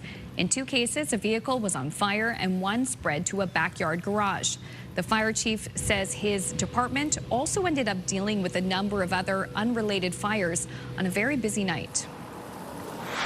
Having 9 fires in that time is unusual. We've had multiple fires, 2 and 3 at a time, maybe 4. But having 9 pretty much at the same time in the span of a couple of hours, that's a little bit unusual, especially that hour of the night, 3 o'clock in the morning. 32-year-old Derek Daniel Hall appeared in court Monday on a number of charges, including 3 counts of arson, endangering life, and 4 counts of arson with damage to property. No one was hurt.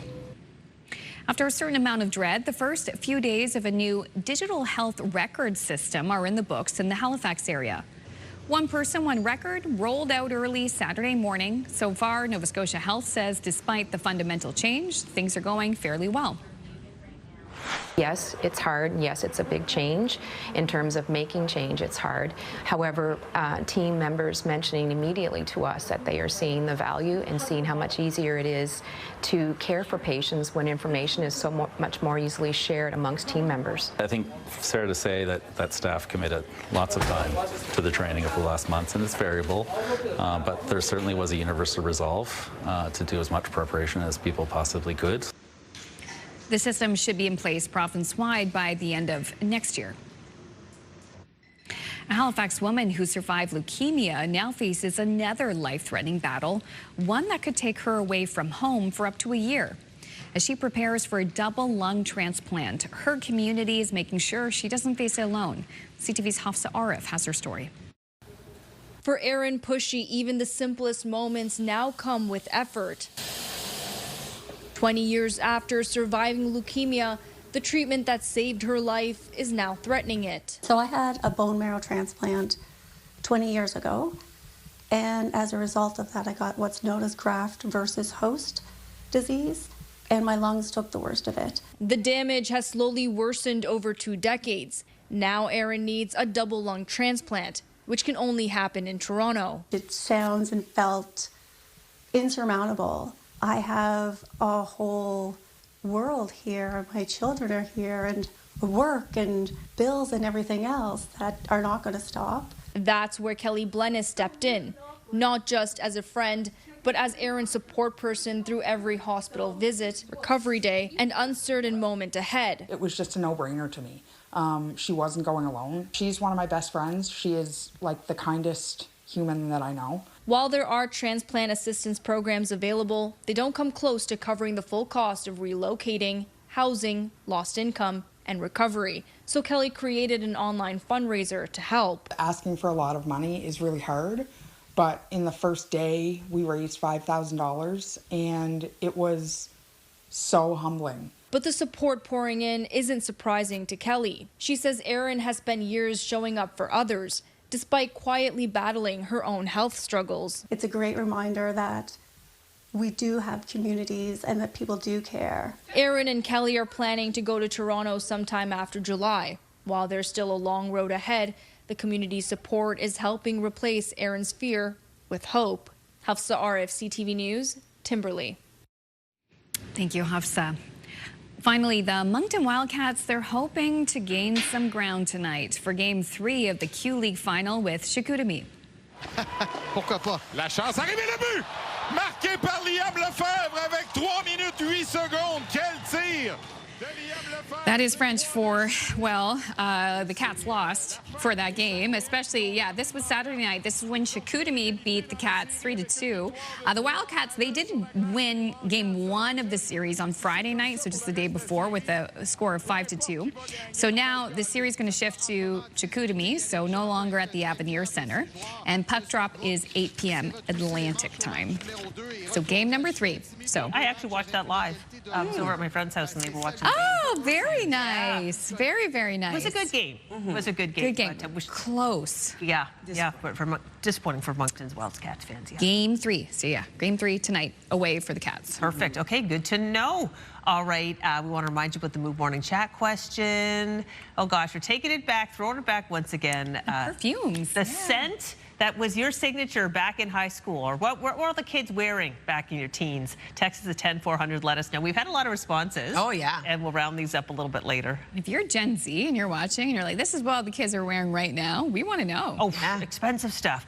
For me, I'll tell you real quick. It was the Body Shop oils. I had the vanilla and the strawberry. Ooh, oh yeah, they really were scent-filled, very scent-filled. Okay, guess what? Another contest. If you're a soccer fan, you are in luck. It is time for our Tides Tuesday contest. One-day contest, so you've got to enter before 6 a.m. tomorrow. All right, so here are the details.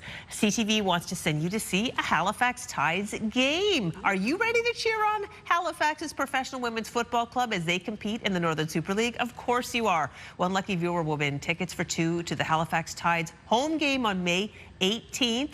Enter for your chance to win. #Rise Together with the Halifax Tides. Super easy. So use that QR code or go to the contest page and yeah, enter today. Good luck. Because it looks like it is going to be sunny and hot that day. Yeah. Look ahead. So I'm going to think about, all right, we've reached the halfway point of our Tuesday show, but please stick around because Latavia will have more details on how much wet weather we're going to get and who's going to get it and when before we get a break from that tomorrow. Also, too, drink to that. McDonald's has some delicious new options to quench your thirst for this summer season. Brianne checks them out when we return.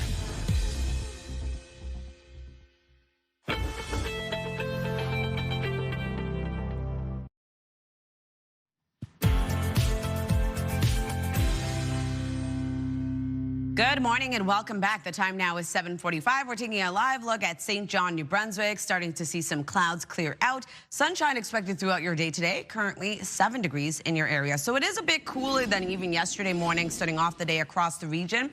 As of right now, it is 6 degrees in Charlottetown with 7 in Halifax, 4 starting off your day in both Sydney and St. John's, Newfoundland.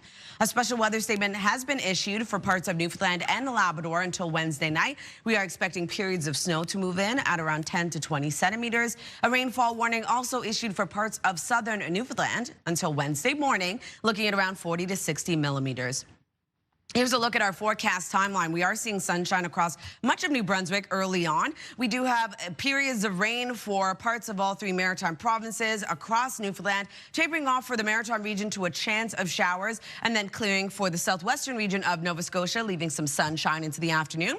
And then into this evening, the system clears out, but we do see a bit of a shift. Periods of snow moves in for parts of Cape Breton Island, parts of Newfoundland, and parts of Labrador, taking us into early Wednesday morning, where we are expecting a bit of a wintry mix for Newfoundland and Labrador, still seeing some light snowfall. If you're wondering about snowfall totals, seeing around 2 to 10 centimeters of accumulation for parts of Cape Breton Island and only around 2 to 5 centimeters for Port aux Basques to start. For our rainfall outlook, we are going to see accumulation across parts of Nova Scotia at around 10 to 20 millimeters at its heaviest, and then the heaviest rainfall being for Newfoundland at around 30 to 40 millimeters. For our forecast today for New Brunswick, lots of sunshine. We will be seeing increasing cloudiness into the afternoon for parts of the province, still being left with a mix of sun and cloud. Daytime highs will range from 9 to 13 degrees. Prince Edward Island, highs between 6 to 9. We do have rain starting off the day, tapering off to a chance of showers. Parts of the province will see some sunshine into the afternoon as well. And then for Cape Breton, eastern Nova Scotia, daytime highs will range from 5 to 11 degrees. Periods of rain will transition over to a chance of showers into the afternoon. And then for the rest of Nova Scotia, highs will range from 9 to 14 degrees. Periods of rain clearing out, leaving a chance of showers into the afternoon. And then for the Tri-County area, seeing sunshine return as well. For Labrador City, scattered flurries throughout your day with a high of 4. 8 degrees for St. John's, Newfoundland, looking at periods of rain throughout your day. So we are going to see sunshine return in the forecast for all 3 maritime provinces on Wednesday. We are going to see some light snowfall for parts of Labrador, Newfoundland dealing with a bit of a wintry mix. And then into Wednesday night, a chance of showers returns for parts of the maritime region. That's a look at your weather forecast. Going to throw things over to Brianne. Welcome back to McDonald's on Lacewood Drive in Halifax. I'm, of course, joined by Andrew Healy, franchisee for McDonald's Canada. Talk to us a little bit about the beverage era for McDonald's Canada. Yeah, absolutely. So we've got, as you can see, tons of new lineups and new products and drinks. We've got a brand new cup. We've got a brand new sip lid, which a lot of our guests are very excited about. But with our 3 refreshers, we have our strawberry watermelon, we've got our mango pineapple, and our blackberry dragon fruit.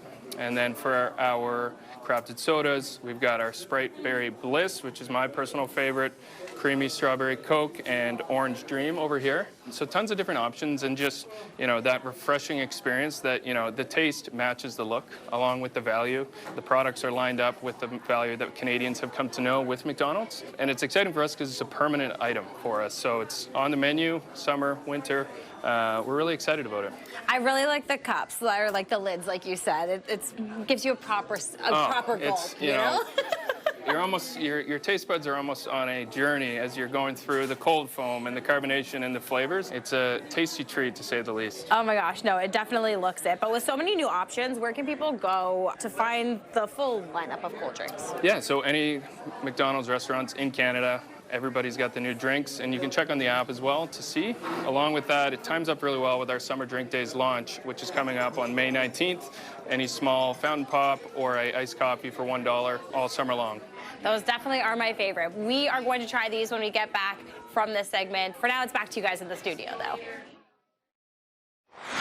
Thank you so much, Brianne. Health and medical news now. That coughing and sneezing you're experiencing may feel like allergies, but could be a respiratory illness. It's one of the topics in Your Health with Suzette Belliveau.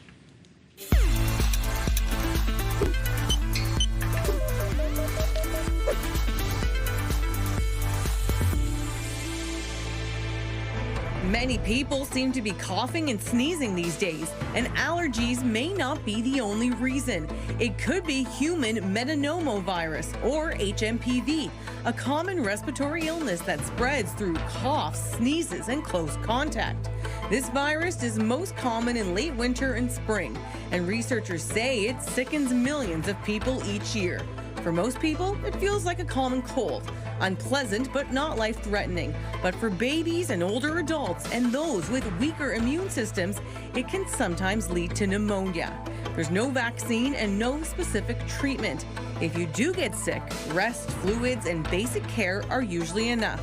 But the best thing to do is to try and stop the virus before it comes home. Cover your coughs and sneezes. Regularly clean shared surfaces like tables and doorknobs, and always wash your hands well. A new study from Yale University found that helping parents manage stress may lower the risk of unhealthy weight gain in young children. Researchers found parents reported less stress, had more positive interactions with their children, and their kids ate fewer unhealthy foods. Experts say stress at home can shape family routines, food choices, sleep, and physical activity, all of which may affect a child's health. The findings suggest supporting parents could be an important part of preventing childhood obesity early in life. So what can families do? Experts recommend simple stress relief habits like taking a walk, asking for help when needed, and keeping regular meal and bedtime routines. Even small steps to lower stress may benefit the whole family.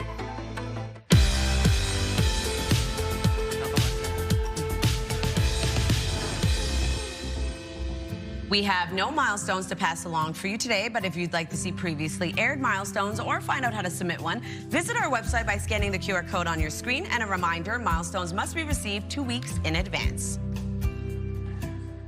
For many families, a new chance at having children means turning to fertility treatments. In New Brunswick, the demand has more than doubled since the province announced it would cover the first round. And it is a boost for hope at a time when Canada's birth rate drops to a record low. CTV's Laura Brown reports. This is 6-month-old Oliver. Bright-eyed and so very cute. He's Meredith Martel's success story. The second they passed him to me, I lost it. I was crying. My mom was with me. We were both in tears. It was just the best feeling. At 35, Martel was single, but really wanted to have a child. She began the fertility process only to find out she had stage 4 endometriosis. 6 rounds of IVF went unsuccessful, so she switched to donor eggs. She got 1 good embryo, and that's all she needed. The whole process took 5 years and over $100,000 for Martel, who of course says it was all worth it. She did get her last round covered by New Brunswick's fertility reimbursement program. It was a huge blessing, for sure. That year-old program covers up to $20,000 for 1 cycle of IVF or $10,000 for the cost of intrauterine insemination. Premier Susan Holt revealed the number of families who've sought treatment has more than doubled since that program was announced. And I can't tell you how much I love receiving messages from the families that have been able to complete their family. It's an investment in our population. New data released by Statistics Canada found the country's fertility rate has hit a record low at 1.25 children per woman. Dr. Nicholas Leyland hopes more Canadians see fertility as a serious healthcare issue. All across Canada, we have limitations in terms of providers. So obstetrician gynecologists and primary care providers to be able to see these patients and assess them and then refer them. So there's a significant wait time. Martel is grateful for the financial support, but also hopes someday families won't have to spend quite as much as she did. Fertility care is health care. It should be covered. Laura Brown, CTV News, Moncton. All right, taking another look at our 3-day forecast. Lots of sunshine today with a high of 13 degrees. Warming up to 17 on Wednesday. Sunny skies with a chance of showers into the evening. And then on Thursday, 16 degrees, a mix of sun and cloud with scattered showers. For Nova Scotia, 10 degrees today. Periods of rain will transition over to scattered showers for much of the province. Into the afternoon, though, the Tri-County area will see sunshine. On Wednesday, 14 degrees, sunny skies yet again with evening showers. And then on Thursday, looking at sunshine, evening showers with a high of 15. Prince Edward Island, cool today, 6 degrees with isolated showers, 13 degrees on Wednesday with sunshine returning, 16 degrees on Thursday, a mix of sun and cloud, isolated showers in the afternoon.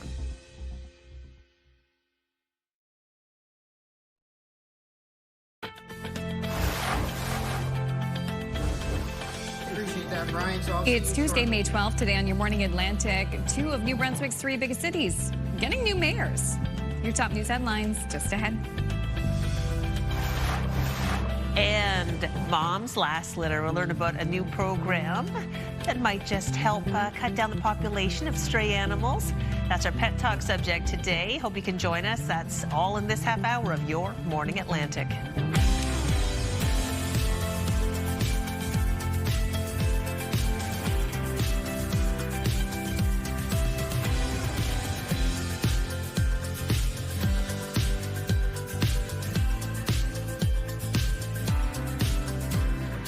Happy Tuesday to you. We are so happy that you could start off your day with us. We've had some viewers text us in the past too. They say that they finish their overnight shift work and then they tune into our show. That's awesome. Before they rest. We'd love to be your unwind, relaxing time before you have your night nap.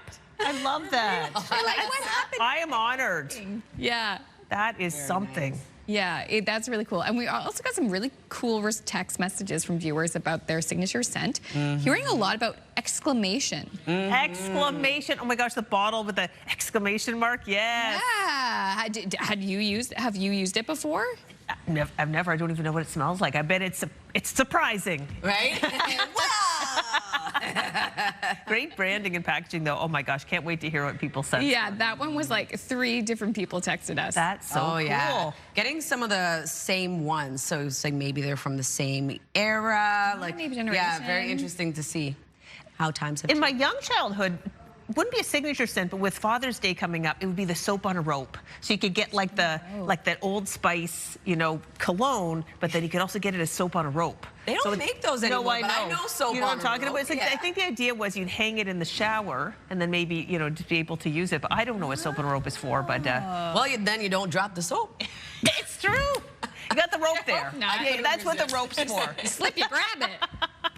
Put it around your I don't wrist. know, yeah. A little Anyway, scrub. never actually tried using soap on a rope. Just saw it in the, you know, in a little gift basket. Anywho. Listen, we can look ahead to Father's Day, too. Mother's Day is come and gone. Bring back soap on a rope. Yeah, right? Bring it back. With the cost of rope these days, I don't know if it would be worth it, but we'll see. Anyway. Yeah, no. We could have an outdoor shower today. Yeah, if you have some soap on a rope, exactly. Head outside, not over in McAdam, though. Wow, that's a place to be. Absolutely. So we are seeing lots of sunshine for much of New Brunswick starting off the day. We'll be sticking around into the afternoon, and we are going to see some sunshine for parts of the southern region of Nova Scotia a little bit later on. But for the most part, it is a wet day ahead for much of the region and a cool start to the day. As of right now, 5 degrees in Fredericton with 6 in Charlottetown, 7 degrees in Halifax, 4 in Sydney and St. John's, Newfoundland. Here's a look at the special weather statement in effect for parts of Newfoundland and Labrador. We are expecting some snow to move in until Wednesday night. We have a rainfall warning for parts of southern Newfoundland as well. Here's a look at that system currently tracking across parts of the region, bringing periods of rain early on and tapering off to a chance of showers for the Maritime region. Will clear for parts of Nova Scotia this afternoon as well. In terms of the wind, a bit breezy to start, will become light into the afternoon for much of the Maritimes. As of right now, it is 30 kilometers per hour in North Cape, 28 in Halifax, 24 in St. John, New Brunswick. Wind gusts getting up to 41 kilometers per hour in St. John, 39 in Halifax, 33 in Moncton, 31 in Sydney. We'll take another look at your long-range forecast just ahead. First, a look at your local news with Amanda. 2 of New Brunswick's 3 biggest cities are getting new mayors. Sean Crossman is Moncton's mayor-elect after defeating Brian Murphy by just 294 votes last night. I'm extremely honored by the citizens of Moncton that have given me the opportunity to lead the city for the next 4 years with our council, and we do have a lot of projects to get covered. So I feel that we ran a good campaign and we came very close, and therefore, you know, we resonated, and that's good. I feel good about it either way. So I'm confident the city's in good hands with Sean. Crossman and his council will begin their terms on June 1st. Fredericton also getting a new mayor. Frederictonians chose longtime city councillor Steve Hicks for the mayor's chair by nearly 1,800 votes. Former MP Jenica Atwin came in second, and former construction worker John Reid could not break through 400 in third. In St. John, incumbent mayor Donna Reardon returns to the job, which she has had since 2021. Councillor Barry Ogden was only about 1,200 votes behind, and veteran and barber shop owner Blaine Harris had the support of almost 4,700 St. Johners.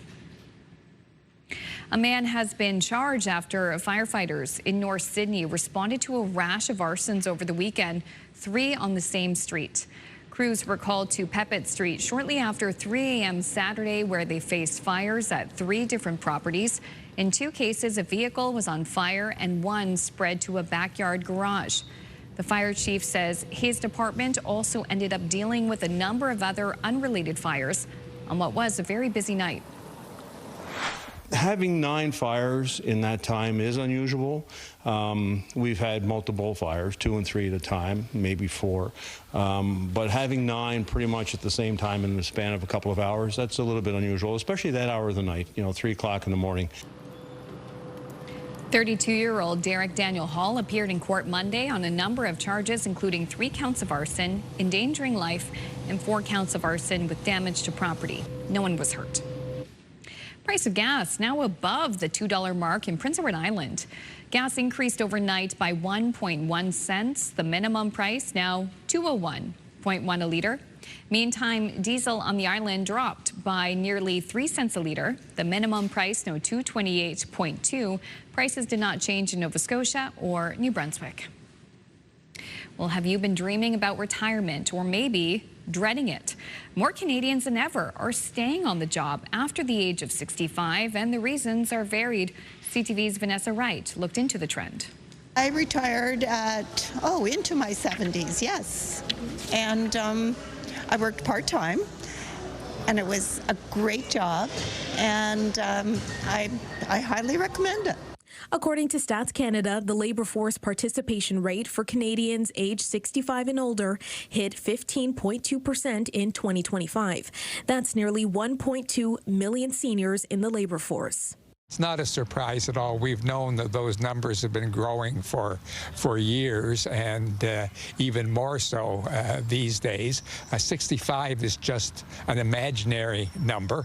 But what's driving it? According to the data, higher living costs, longer life expectancies, and people who simply enjoy what they do. 78, soon to be 79-year-old Bill Stevenson is a perfect example. He's still going strong as a piano teacher. I keep working as much as I need to buy groceries, and because I like doing it. But for those on fixed incomes, they can't make ends meet. They need more money to meet the cost of living, and one way of doing it is going back to work. One thing's for sure, those who love what they do can't be rushed into calling it quits before they're ready. I mean, you never know if they carry me out. They're going to have to carry you out. Yeah, imagine.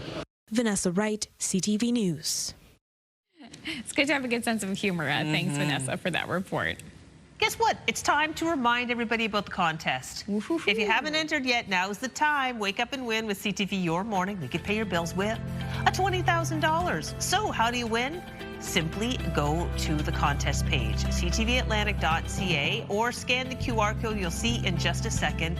Enter today's code word, which is expense. All you have to do, enter that word along with a little bit of info. You will be entered to win $20,000. Every day we're on the air for the next little bit, we're going to have a new code word. So you can only enter once a day. So if you haven't done so, get that out of the way right now. I hope the prize, when it is delivered, I hope it comes in money bags. I do too. For real. I do too, with the dollar sign on it. Printed on there. Yes. That's the only way I'll accept it. Watch out for the guy with the little mask and the striped shirt. He's looking for that. Yeah, he's take it from you. Yeah, exactly. Sling it over his shoulder. Okay, all right. Still ahead this half hour, we're going to head back to McDonald's for more thirst-quenching selections from their new drink lineup. And also after the break, Latavia has the full Tuesday forecast. We'll be right back after this as we take a wet look at Antigonish, Nova Scotia. Very different from that bright, sunny Macadam live eye just moments ago. Details next.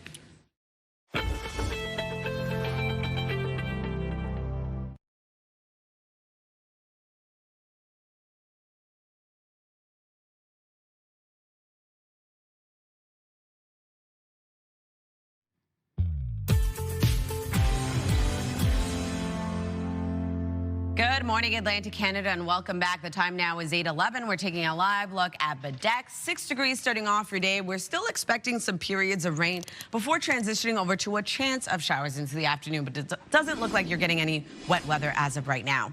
Cool to start for much of the region. As of right now, it is 6 degrees in Halifax with 4 in Sydney, 6 degrees also in Charlottetown and Fredericton, 0 starting off your day Labrador City, and 5 degrees in St. John's, Newfoundland. A special weather statement has been issued for parts of Newfoundland and Labrador until Wednesday night. We are expecting periods of snow at around 10 to 20 centimeters of accumulation. A rainfall warning also in effect for parts of southern Newfoundland until Wednesday morning, expecting around 40 to 60 millimeters of precipitation. Here's a look at our forecast timeline. This current system is bringing periods of rain early on for parts of Atlantic Canada. We'll taper off for the maritime region to a chance of showers into the afternoon. We are seeing sunshine across much of New Brunswick today. Into the Tri-County area this afternoon, we will be seeing some sunshine as well. This system begins to clear out of the maritime region for the most part this evening. Early Wednesday morning, though, we are going to see some periods of snow for parts of Cape Breton Island, Newfoundland, and Labrador. If you're wondering about snowfall totals, seeing around 2 to 10 centimeters of accumulation for parts of Cape Breton Island, seeing around 2 to 5 centimeters for Port aux Basques. For our rainfall outlook, seeing accumulation for Nova Scotia at its heaviest at around 10 to 20 millimeters, and the heaviest for Newfoundland being 30 to 40 millimeters. For our forecast today, lots of sunshine for New Brunswick. Daytime highs will range from 9 to 13 degrees. A light wind out of the northwest at around 20 kilometers per hour. For Prince Edward Island, highs between 6 to 9 degrees. Periods of rain with isolated showers expected into the afternoon. Seeing a bit of clearing and sunshine for parts of the province. Wind gusts will pick up to 40 kilometers per hour. For Cape Breton, eastern Nova Scotia, periods of rain transitions over to a chance of showers this afternoon. Daytime highs will range from 5 to 11 and wind gusts of 50. For the rest of Nova Scotia, also seeing periods of rain early this morning, transitioning over to a chance of showers into the afternoon. For the Tri-County area, showers clear, leaving sunshine and daytime highs between 9 to 14 degrees. For Labrador City, a chance of scattered flurries expected throughout your day with a high of 3. 9 degrees for St. John's, Newfoundland, periods of rain throughout your day today. Wednesday, sunshine returns for all 3 maritime provinces. We do have snow across parts of Labrador. Newfoundland looking at a snow and or rain. And we are going to see into the evening a chance of showers return for parts of New Brunswick and Nova Scotia. That will take us into Thursday morning. We are going to see a chance of showers return for parts of all 3 maritime provinces. Sunshine, though, for Newfoundland and Labrador. That's a look at your weather forecast. Going to throw things over to Amanda. Thanks, Latavia. The Canadians who were aboard the cruise ship hit by a deadly outbreak of hantavirus are quarantining in BC. The province's health officer says they had no direct contact with anyone infected on the ship. All 4 were and continue to be well and have no symptoms. Dr. Bonnie Henry says the 4 have been flown to Victoria and are isolating on Vancouver Island for at least 21 days. 2 are from the Yukon, 1 is from BC, and the 4th has ties to BC. A few others in Ontario, Quebec, and Alberta who may have had contact with anyone sick on the ship or on earlier flights are isolating and being monitored as well. In the U.S., police say the man who went on a violent shooting spree near Harvard University yesterday was on probation. A 46-year-old man is now in custody, and 2 people remain in critical condition. The gunman randomly opened fire on vehicles in his path on a busy highway in Boston. A bullet hole visibly shattered a postal truck windshield, and more than 60 shots were fired on random cars. 2 men in their cars were hit, suffering life-threatening injuries. A state trooper and a bystander ran toward the shooter and took him down before police arrested him. Back here at home, the rising cost of fuel is hitting all Canadians, but some more than others. CTV's Paul Hollingsworth looks at the impact on food bank donations and on those who need them the most. Doris Pettipaw uses this food bank on a regular basis. Today, the fridge and pantry are bare, which means she's leaving empty-handed. If that's empty, where do you go for food? I go down here, Madden House down here. So a different food bank? Yeah. Reverend Kyle Wagner's church operates the food bank and community fridge. 400 people we approximate every week. Wagner says the high cost of fuel has put a lot of people in a financial pinch. Food donations are not coming in like they used to. People that have come to church, many of us are on a fixed income, right? And so to give like we normally would like to, it's not as easy as it has been in the past. At the Parker Street Food and Furniture Bank, gas and diesel prices could limit food delivery to people who need it most. We deliver food once a week, and we have volunteers who do that. And volunteers are having to use their own money for gas right now. Gas prices are going up, so that could see us losing those volunteers because they can't afford to drive anymore. Wagner says high energy prices affect the cost to operate the church, which could impact the future of the food bank. Oil is up $500 a month, and so electricity is up about $150. So that's significant when you're trying to run a church throughout the week and also a hall that serves as a food bank and a community center. Reverend Kyle Wagner is trying to find ways to save money. He'd like to install heat pumps at the church along with other high-efficiency options. But switching to those options costs money at a time when he doesn't have a lot to spend. Paul Hollingsworth, CTV News, Dartmouth, Nova Scotia. Thank you so much, Paul. A quick break here on Your Morning Atlantic. When we return, we'll head back to McDonald's with Brianne to get a look at their summer drinks. That's on the other side of this break. Please stay with us.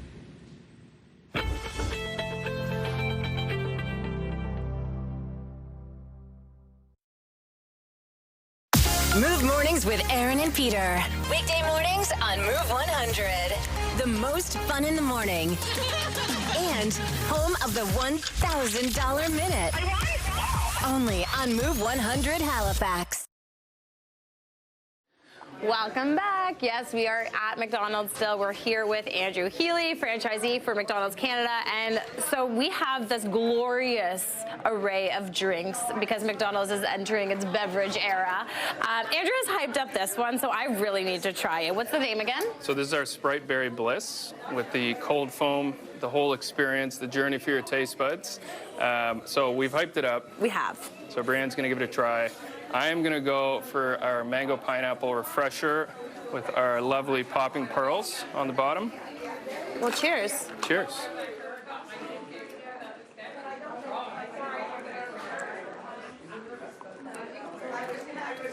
I get it. You get it. It's a journey. I get it.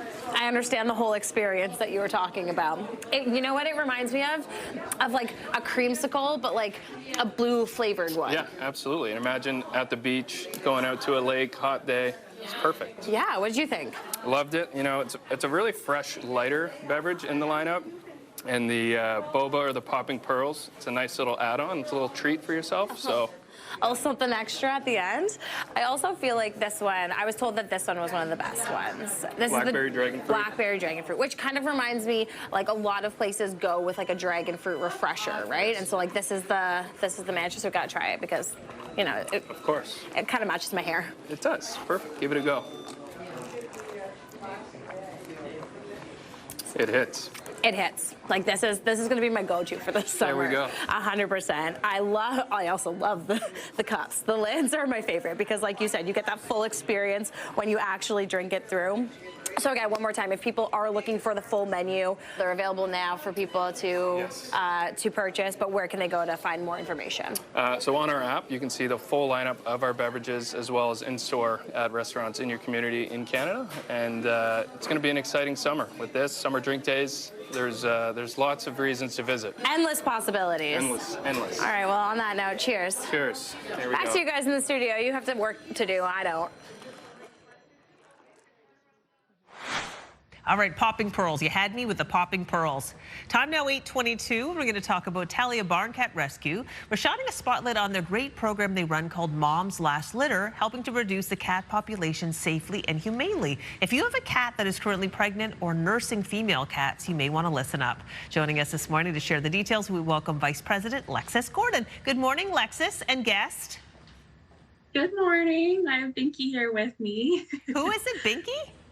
Binky, yeah, that's her name. Oh my gosh, she's one of our beautiful. Mom's Last Litter kittens. She's one. Okay, tell us. Okay, she's one of Mom's Last Litter kittens. Maybe it's a great time to tell us about the program. Tell us all about Mom's Last Litter. Yeah, so we have our Mom's Last Litter program that is specifically for moms that have kittens or are pregnant. We take them into our rescue and adopt out all the kittens and make sure they get all the vet care that they require, a health certificate, vaccinations, and then we spay the mom for free in return. We can also adopt out the mom if that's what people want to do, or they can go back to their owners. That's a great program. So if people right now are in a position where they do have a pregnant cat or a cat that has a litter of kittens, how do they get into the program? So they would reach out to us. They can send us an email at info@taliabarncatrescue.com, or they can reach out to us on our Facebook page, and then we would put you in touch with some fosters and kind of intake you from there. Okay. The question I would have is, the program is, I mean, you probably do get a lot of requests. Does it ever reach a point where you get too many people who have, cats who need to get into the program? It's a very popular program, especially at this time of the year. Our big limiters are having enough foster space. So as long as we have fosters, then we are more than happy to have people come into our program. Well, there's a great time to talk about Binky, because I understand Binky is one of the fosters. Yes, so Binky and her sister and her mom are in with our fosters. So she came into our care about a month or so ago, and they were born in our care, and so they will be ready for adoption in a couple weeks now, and then mom will get spayed and go back to her owner. If people wanted to support the program, I imagine there are a number of ways. Let's begin with fostering. What makes a person suitable for fostering? So with fostering, you basically just need to have a space that you can quarantine the fosters from your own pets if you have pets. So that could be like a spare bedroom or an office or even a basement sometimes people have. And then you would just reach out to us on our Facebook page or foster at TaliaBarnCatRescue.com to sign up to foster. We're always looking for fosters so that we can continue programs like this. My goodness, look at these photos. Do you have any adoptables available right now? We do have some adoptables available. For the most part, they are our adult cats. They are sometimes overlooked when a kitten season approaches, but we have lots of lovely adults available. Or if you would like to get on our wait list, we do have a wait list for the kittens. Again, you can reach out to us on our Facebook page. Well, I imagine the wait list probably moves through rather quickly because with people bringing their cats in for the program, it's a win-win. How can people support you beyond fostering? Yeah, so we're always looking for volunteers for our events. They're a great way to support us. You can also donate through our e-transfer link, or you can go to our Facebook page. We have 50/50s going on there. There's lots of ways to support us, whether it's monetary or non-monetary, like fostering or volunteering. Wonderful. Just one last request. If you could just turn Binky around a little bit so we can see her beautiful face before we go.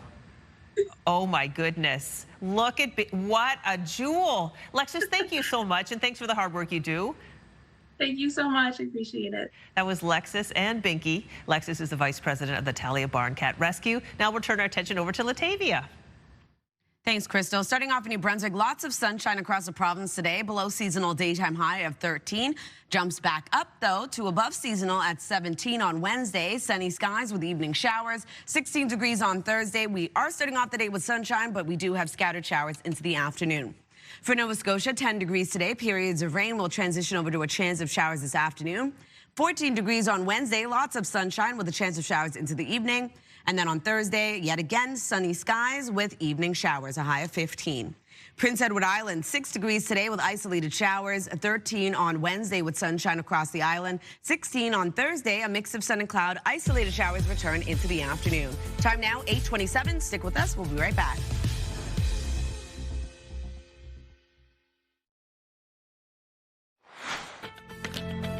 The May long weekend is just days away, and if you're heading to the cottage, cabin, or somewhere else, we'll have travel tips and essentials to make your adventures stress-free. That's coming up in the last 30 minutes of the Tuesday edition of CTV's Your Morning Atlantic.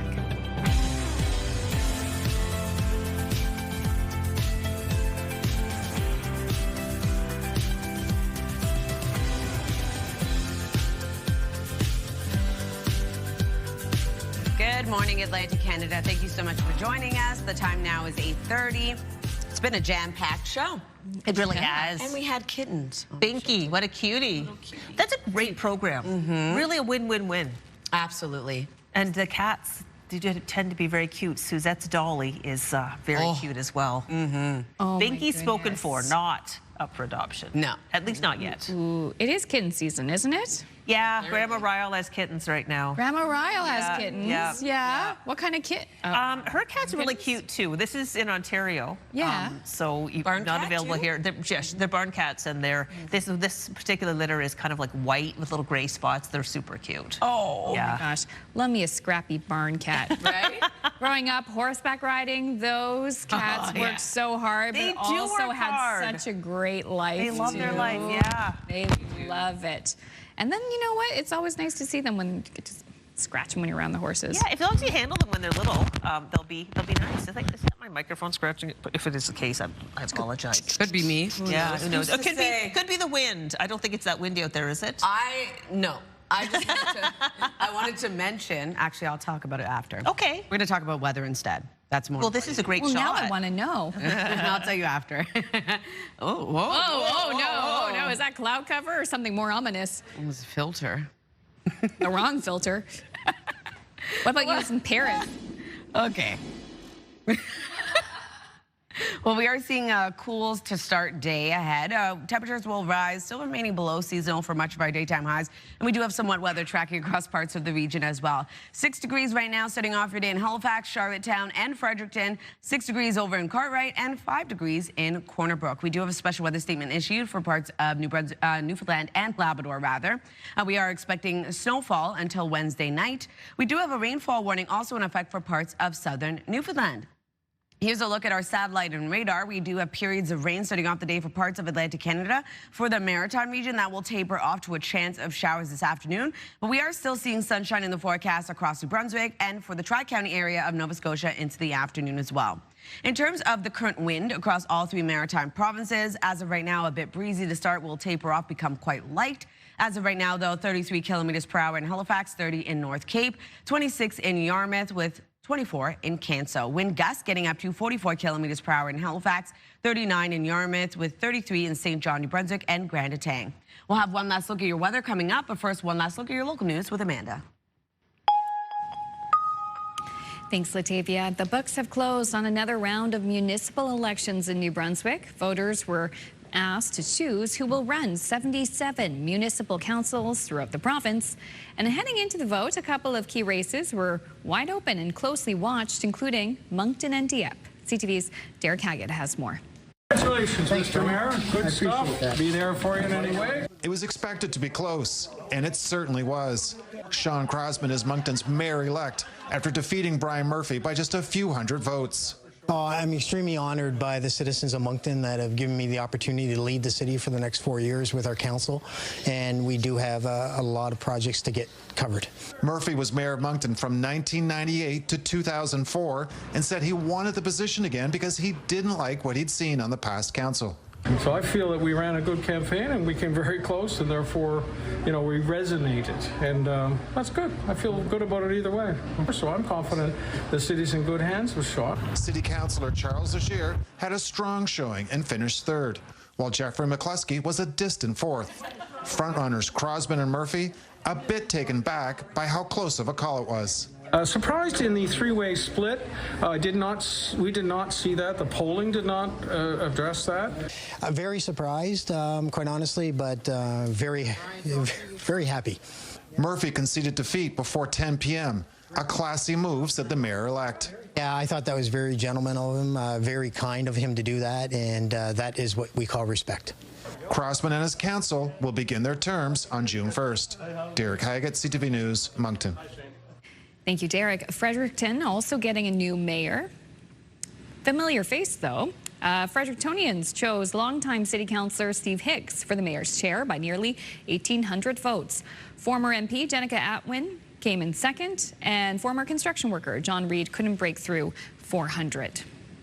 In St. John, incumbent Mayor Donna Reardon returns to the job, which she's held since 2021. Councillor Barry Ogden was only about 1,200 votes behind, and veteran and barbershop owner Blaine Harris had the support of almost 4,700 St. Johners. To provincial politics in Nova Scotia now. Nova Scotia's provincial Liberal caucus has expanded by 50% with the addition of a familiar face.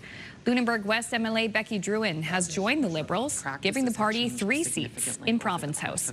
Drouin has been sitting as an independent since leaving the governing PC caucus in the fall. She had been a cabinet minister but left over the government's leadership.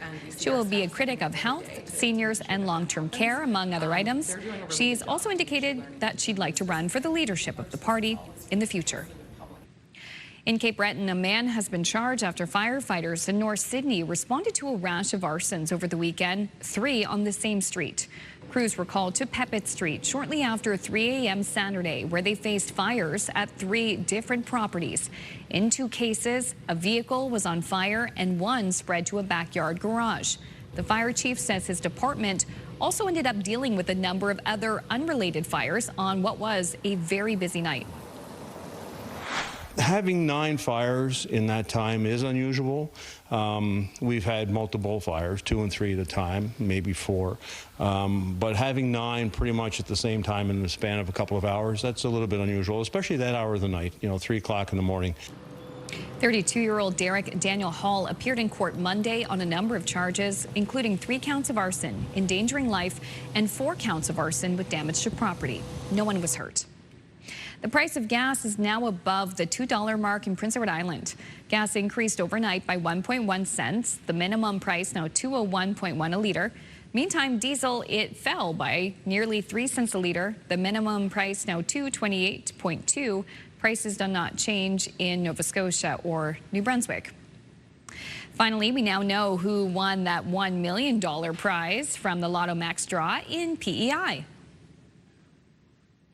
It's this gentleman who is very happy, also a big Habs fan, so maybe luck will be on his side there too. Michael Collins of Montague claimed the May 1st Lotto Max prize. He works in transportation and harvests potatoes every fall, and he says the win will allow him to slow down a bit. He plans to save most of the winnings, but will share some with family, and then he's going to take a few bucket list trips to see some of his favorite sports teams. Yeah, you can guess which ones. And the Circle K in Montague, where Collins bought the tickets, also going to receive a 1% seller prize. So congratulations, Michael Collins. Yay, Michael. To you. He's Incredible. also saying, bringing that luck to the Habs, too. I hope so. That would be exciting. Oh, yeah, it would be. Yay! Yeah. Oh, my goodness. Good All for right, him. let's move on to what's happening in our region. Okay. Before you get into it, Latavia, I just want to mention the Canadian thriller movie At the Place of Ghosts is now being shown at theaters across the country. So the film was actually shot in Atlantic, Canada, and tells the stories of 2 brothers haunted by an evil force.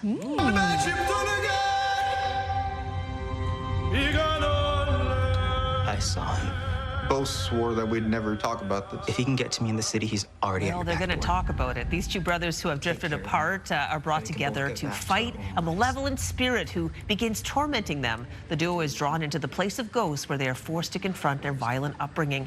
The film was a hit on the festival circuit, but audiences can now see the film in theaters. It opened over the weekend. We had the director and lead actor on our show for a wonderful conversation. Yeah. So I'm just following up that it's in theaters now if you wanted to check out this very, just a beautifully shot and interesting film. Oh, yeah. It got rave reviews at the Atlantic Film Festival. Oh, and Very now cool. a wider release. Yeah. Fantastic. Great thing to do on a rainy day. There you go. See it on the big screen. Absolutely. All right, we're going to talk about some more events taking place in our region with the community calendar. The Destination Nakawik Bass Open returns to New Brunswick. This will be from Friday, May 15th until the 17th. You can come out and fish for 2 days in the St. John River. You can compete for your chance to claim the title and win cash and prizes. To learn more, head over to their website. And the Montague Consolidated School is proud to present Finding Nemo Kids in Georgetown. So the students are excited to take the stage for the musical performance. This will be tonight until May 14th. The show will take place at the King's Playhouse. For additional details and tickets, call the number on your screen. And a fundraiser supporting Ovarian Cancer Canada and Second Story Women's Center will be held from Friday, May 15th until the 30th at the Lunenburg Community Consignment. So you can come out and shop gently used household items, artwork, antiques, vintage, curios, and so much more. To learn more, head over to their Facebook page. And if you do have an upcoming event, send us the details. We'd love to promote it. Your Morning Atlantic at ctv.ca. Amazing. Thank you. Thank you for that. And a lot of people like to do this on the long weekend, open up the cottage. Like this one. I probably will be long doing weekend. that, So we're going to talk about travel essentials. So whether you're opening the cottage this long weekend, maybe you're flying to a destination, we have tips to make your travel stress-free. Ooh, maybe to solve some hunger there too. That is coming up after this.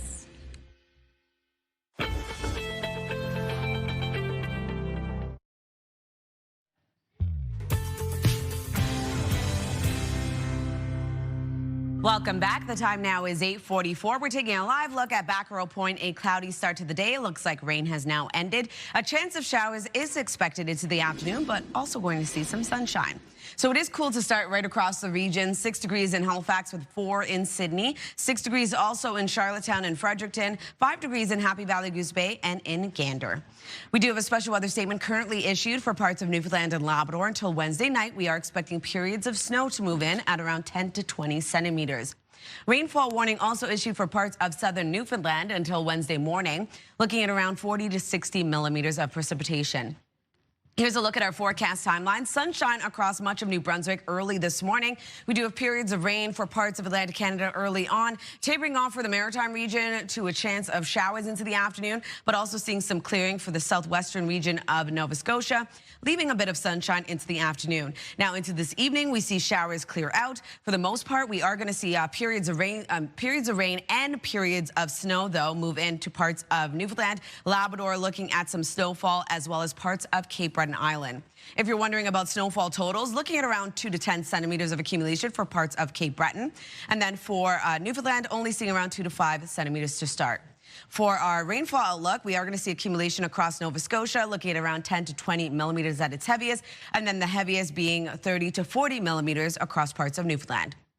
For our forecast today for New Brunswick, daytime highs will range from 9 to 13 degrees. Lots of sunshine with increasing cloudiness this afternoon. Still being left with a mix of sun and cloud, a pretty light wind across the province. Prince Edward Island looking at periods of rain transitioning over to some isolated showers into the afternoon. Daytime highs between 6 to 9, wind gusts of 40. And then for Cape Breton, eastern Nova Scotia, highs will range from 5 to 11 degrees. Periods of rain also starting off the day. A chance of showers this afternoon, wind gusts of 50. For the rest of Nova Scotia, looking at periods of rain transitioning over to scattered showers into the afternoon. For the Tri-County area, though, seeing sunshine into the afternoon. Highs between 9 to 14 degrees. Labrador City looking at some scattered flurries throughout your day. A high of 3 degrees. 9 degrees for St. John's, Newfoundland, looking at periods of rain. So Wednesday's forecast for the Maritime region, lots of sunshine returns. We do have some snowfall for parts of Labrador, Newfoundland looking at a bit of a wintry mix. And then into Wednesday night, a chance of showers returns for parts of New Brunswick and Nova Scotia. That takes us into our forecast for Thursday, a bit of shower activity expected, but also going to see sunshine for Newfoundland and Labrador, Crystal. All right, thanks, Latavia. It's now 8:46. And with the long weekend approaching, many people in our region will head to cottages or camps to kick off the unofficial start of summer season, while others might even be planning to travel a little bit further away. Joining us this morning with travel essentials and tips is travel contributor and partner Jen Weatherhead. Good morning, Jen. Hi, good morning. Thanks for having me. Well, it's our pleasure. Let's start with picking up some cottage or cabin refreshers. Where's a one-stop shop for all of that? Yeah, we're going to need to pick up some essentials, I think. And I love going to Marshall's for this because they have the perfect looks and you don't have to splurge. So without the splurge, you can get some really great deals. Everything from, really fresh outdoor entertaining ideas to casual cottage wear that's really comfy and cozy that you can take with you. You can really find all kinds of great deals and make your summer completely laid back. Few things that I picked up just this week that were really great. This really cute little cooler that has room for about 15 cans, perfect for taking down to the water or to a picnic. Then they have some great outdoor servingware as well. These glasses look so chic, but they will not break, I promise you. And then when it comes to cottage wear, we have really comfy sandals. We have lots of linen items that they have there, tons of denim shorts as well. And then pick up a fleece because it might be a little bit chilly at night. And they also have some really great active wear sets too. Oh my gosh. So you can be really active and comfy. But you know what else is that it changes week by week, so you can go in and pick up stuff throughout the summer. Well, the stuff you picked out, I love. Add to cart. So much fun. And the little activewear sets they do just make lounging around just that much more, I don't know, fun, exciting. Yeah, exactly. You feel good doing it. Okay, food, huge at the cottage. What do you have to help us elevate our food, Gabe? Yeah, so we're going to do a little upgrade, and I think that it's really cool and a really fun idea to do pizza at the cottage, which would be really fun because I have this new Uni pizza oven. So it's portable. You can take it outside at your cottage or at your cabin. This is the Coda 2, so it also you can also get, a rotating pizza stone, so it can really cook that pizza really evenly. But what's really cool about the Uni Coda 2 is that this can get up to 950 degrees Fahrenheit. So your pizza is going to cook in about 60 seconds. Wow. So we're going to have a big rotation of pizzas being made, I think, and all of your cottage neighbors are going to be coming over. You can also cook other things in there as well, as you can see from the images that we have. But really cool. If you go to uni.ca, you can find all of this and also get all the accessories that you need as well, because you want to make it as perfect as possible and as easy as possible. Yep. My neighbors actually do have that. I'm over there all the time, and the pizzas are fast and they're so tasty. It really is an effective appliance. Okay, finally, if we're planning a little visit to outside of maybe a little further than cottage country, what have you got for us? Yeah, so I love the travel app Skyscanner. It's a global travel app, and they're really great for finding those deals. And I think a lot of people right now are a little bit hesitant. Skyscanner actually found out that 61% of Canadians have yet to book their summer vacation. Cost has a lot of, a lot to do with that, right? Because people are a bit hesitant with it. But Skyscanner has created their 2026 Smarter Summer Report. So this is going to allow you to find really great deals. They give you lots of tips and tricks on how you can outsmart, booking dates and flexible dates to get the best deal so you feel really confident that you're securing the best value for you. They also have an incredible feature called price alerts, which is really great because then you can set it up so you know when your flight prices are going up or down and you can pick the best time. They also found out that the week of August 31st is the cheapest week during the summer to fly, and Mondays are also the cheapest days throughout the entire summer. So that can help save you some money if you go to the Skyscanner app or skyscanner.ca. Okay, Jen, you always have such great advice. One more time for the back of the room, that advice about the booking for the cheaper rates? Yes, so Skyscanner or skyscanner.ca, the app, or on the website, and you'll see on there they have their Smarter Summer Report. Yeah. We'll give you all the tips on how you can save all those details. Okay, so last week of August, and what was the day of the week? Mondays. Mondays okay. are the cheapest day. All right, great to know. Well, Jen, great advice there and some fun suggestions. Thank you so much.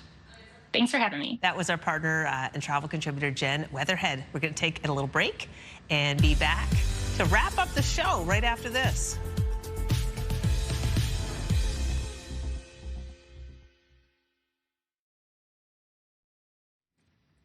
Welcome back. This is where we share the answers to the Move Morning Chat. Earlier in the morning, we were asking about what your signature scent was in high school. A lot of you had the same one. There's two that really stood out. So we're going to start with the first one. It's a big exclamation mark. This is exclamation. We had Lori, Donna, and Candace. They texted us and said, it's exclamation is what I wore. And you're right, the bottle was super cool. It's so fun. Yeah. Also popular was this one, Love's Baby Soft. We had a number of people write to us, including Nicole from Truro, as well as Marlene from Rhines Creek as well, who also wrote to us and said that Love's Baby Soft was widely available. It was the kind of thing you could get at the drugstore. It might come in a little set with a matching lotion. And it was very popular with the teens back in the day. Back in the day, yeah. Marlene also said Love's Baby Soft. Yeah, so excited with every set, just like you said. Donna from St. John says, and it's true, scents take you right back. Oh, yeah. The childhood scent was from my mom's cream perfume called Topaz from Avon. Just a dab will do, she would say. And since she passed 30 years ago, she says, if I were to smell it, it makes me smile. Oh. Isn't that a sweet memory? Absolutely. It's amazing what scents do for your memory. Takes you right back. Colleen from Parker Ridge, loves Baby Soft. Or Vanilla Fields as a teen. All my high school friends wore it. Switched to Dior Poison. Poison, yeah. Poison. That girl is poison. Can I earn my own money? Love a must scent these days, but she says, my career doesn't let me to use scents. That is the case for many places, so.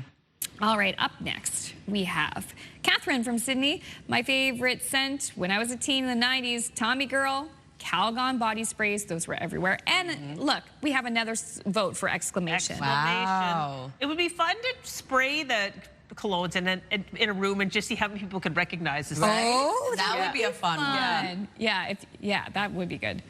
Okay, and then up next, we have Beverly from Halifax in the 70s. When I was a teen, the cool scent to wear was musk oil. Wow. Wow. It feels very primal, musk oil. Animalistic.